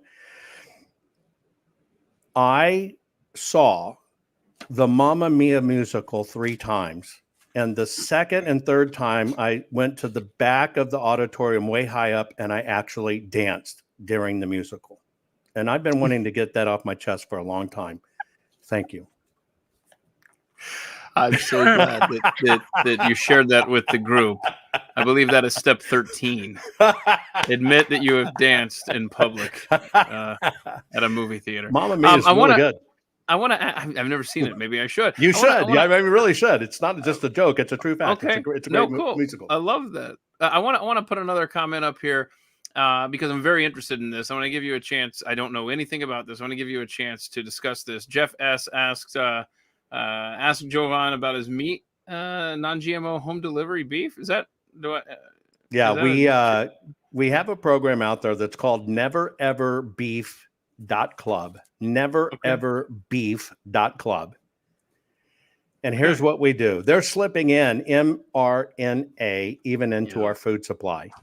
And it's becoming mandatory in all of the meats and stuff out there. If they can't get you with the shot, they're going to get it into the food supply. I know, man. So what we've done is in our group organization, as part of a banner organization, we have controlled the herd for 30 years. Wow. The herd doesn't have antibiotics, doesn't have growth hormones, has never had mRNA vaccines, the herds and we've got 65,000 mama cows. And by the way, our herd is so pure that a bull will go for $500,000 or more. But anyway, Oh. for 30 years, the genetics have been controlled on this. They've never had any of this stuff. We don't do it. And if a cow gets sick, of course, we'll give them antibiotics to take care of them, but we get them out of the herd immediately. They're not kept. And they free range on grass. So they're grass fed, all in the high country, Montana's, Wyoming, all over. The calves stay with their mama for the full first year of their lives, raised very humanely, great lives. And then they're brought down by the ranch hand out of the mountains to the facility. They're fed, getting ready to go to the factory. They're fed with grains and stuff that we grow right there that are not genetically modified or anything. And then, of course, they go into the processing plant, which we own and control, and wrote several $100 million check to do it. And so you're getting the best quality beef there is. However, you're used to going into Walmart or other places, and what you're really getting is what's called standard beef. Most people don't really get prime or the true prime that's there. You're used to a lower grade of meat. It's actually ridiculous. Everything we do is prime, literally in bulk, but we go the extra step. The reason you pay in restaurants huge prices for steaks is because they're aged. Automatically, when we process them, we age them 21 days. That's a very expensive process of aging them. That's packed up for you. You get delivery right to your home. You've never had a steak or beef or even hamburger like this in your life. I can tell you, I grew up with cattle until this process was revealed to me, and I did it. I never had it. Like, oh my God, this is what a steak should taste like. But it's all outside the system. We're not controlled by anything. We're not controlled by the big conglomerates. There's not any mRNA in it. And it's cheaper than Butcher Box. And Butcher Box, a lot of it comes from overseas, and they absolutely put in the mRNA, and we refuse to do that. And it's part of the protection you have to do to protect your food supply. Thank you. All right. So that is nevereverbeef.club. I wanted to ask you that because that comment really intrigued me. I've been holding on to that for a couple of hours. Well, that's what it is. You got to think, I don't know if you know this, but besides the book, I just put out this thing called Food Forest Bible. This is the hard copy, right? And so this is 544 pages. It's full color, super high def. Basically what a food forest is, everybody knows how to plant a garden. You should do this when you get your land. You can plant a garden one time, right? And then you got to keep on working and toiling at it. This is a biblical technique that basically you plan out, and it doesn't matter if it's your side yard, your backyard, or acreage. It'll work for all of them. You do it in a way that you pick it between 8 layers and you do it. It actually creates this microclimate center, right? Oh. And you won't have to weed. You don't have to dig. It will regenerate. And as you plant it right and get it going, it will feed your family, not for a season, 50, 60, 70, 80 years. In fact, the oldest food forest in the world has been going for 4,000 years, feeding a village. And what we did is we collected all that ancient information. We put it in here. And an interesting part about it is none of us like, and we show you how to plant them out in the whole bit, but none of us like the BS bugs in the garden. Well, you might run across a bug like this in your garden, and you look at it and you see its tentacles and you go, die, bug, right? Guilty. Well, we all do it. We teach you what plants to plant together. We show you which one of these bugs you want to attract because it eats the mites that eat your squash and potatoes. And we tell you how to attract them so you don't use pesticides. We even go down to how you actually bring in the assassin bugs. That's what they're called. Yes. Okay. Now I'm on board. And so that's it. It's called the Food Forest Bible. It's a sustainable way to control your food. And by the way, if you understand what's happened to us, you're going to have to do it. Just like Countdown to Chaos, it also became a bestseller. You can get hardback, you can get paperback, you can get ebook. I made it in hardback, and this is an all-color book. You got to understand, this is all in color. And the reason is because we teach you how to lay these things out and even design it with your family. This is an heirloom coffee table book, but you want to take this out to your garden. We teach you, identify the plants, identify the bugs. Here it is. And I'm telling you, when I get off the air in the morning, my business clothes shut off. I'm in the garden and I am loading up nonstop on what it is. And you basically get to the point as you plan this out, It doesn't matter what environment you live in, and it doesn't matter what time of the year it is. It's always producing food for you and your family. Oh, and I have to, can I interject? Because I did get to do a tiny little bit of editing and helping on this thing. And it is got to be one of the most beautiful books you will lay your eyes on. And my husband does a bit of gardening and stuff. And we're still waiting for our autographed copy. You know what? You know what, Eve? Eve? I'm telling you, Eve, I just realized that we haven't done that. That'll be taken care of the moment I walk out of here. It's nice. beautiful. It is a beautiful. Beautiful. It is a gorgeous. Book. It is a gorgeous book. That was a fun project, I will say. That's awesome. Eve, I want to apologize to you. What? But you are right, and that is my failure. And I love you dearly, and you are so important in my life. And I want to tell you, it is no bearing that I didn't personally get that out to you, and I will correct that within minutes. That would be awesome, because next time I edit anything for you, I'll put some nasty Easter egg in it if I don't get my Don't forget the book that we have been basing our two conversations, the July 4th one and this one today, Countdown to Chaos, has so much information in it. Please, it's all the same protection. You got to cover yourself in every aspect, folks, whether you like it or not. And even you think, well, why is he doing a gardening book? Let me tell you this. If the system goes to hell in a handbasket, they're already burning down our food supply. Don't you need to know how to do it? You bet your bippy. Even if Trump gets in, it's going to take a while to fix. Yeah. But you still need to know it. So in case it happens again, you don't get caught. It's really simple. Yep. I hear you. Don't forget the Rumble show, rumble.com/ all one word, Jovan Pulitzer. Right. And I really appreciate all of the information and the knowledge that both of you have shared in these two episodes. And I'm sure we're going to have to do this again. So everybody listening, get on the email to Pat Gray and to Glenn Beck and barrage them. Yeah. And I've got some people in the business, other top level shows that I'm going to need to share these with as well. Folks, you have to understand the disinformation. It's called the dilution effect. As soon as we started coming out with this information, you get blackballed. Mm-hmm. And they tried their best not to get the word out. And just like you folks are what got the Arizona audit, not us, you reached out. We got to do the same thing to get this information out. And by the way, Joe says Glenn Beck never covered the election crimes. That's great. He didn't have to, but he can cover what's broken in our elections and what should we be focusing on. And it's a bit of a false statement, though, because Glenn has covered a few things in the last. And this is what I want to end with this because I'll drop out of here. But he had a Wednesday night special, and he focused on the SCOTUS Kerry Lake case. And he had somebody look at exactly what they had identified. They said, yes, it's real. Yes, it's work.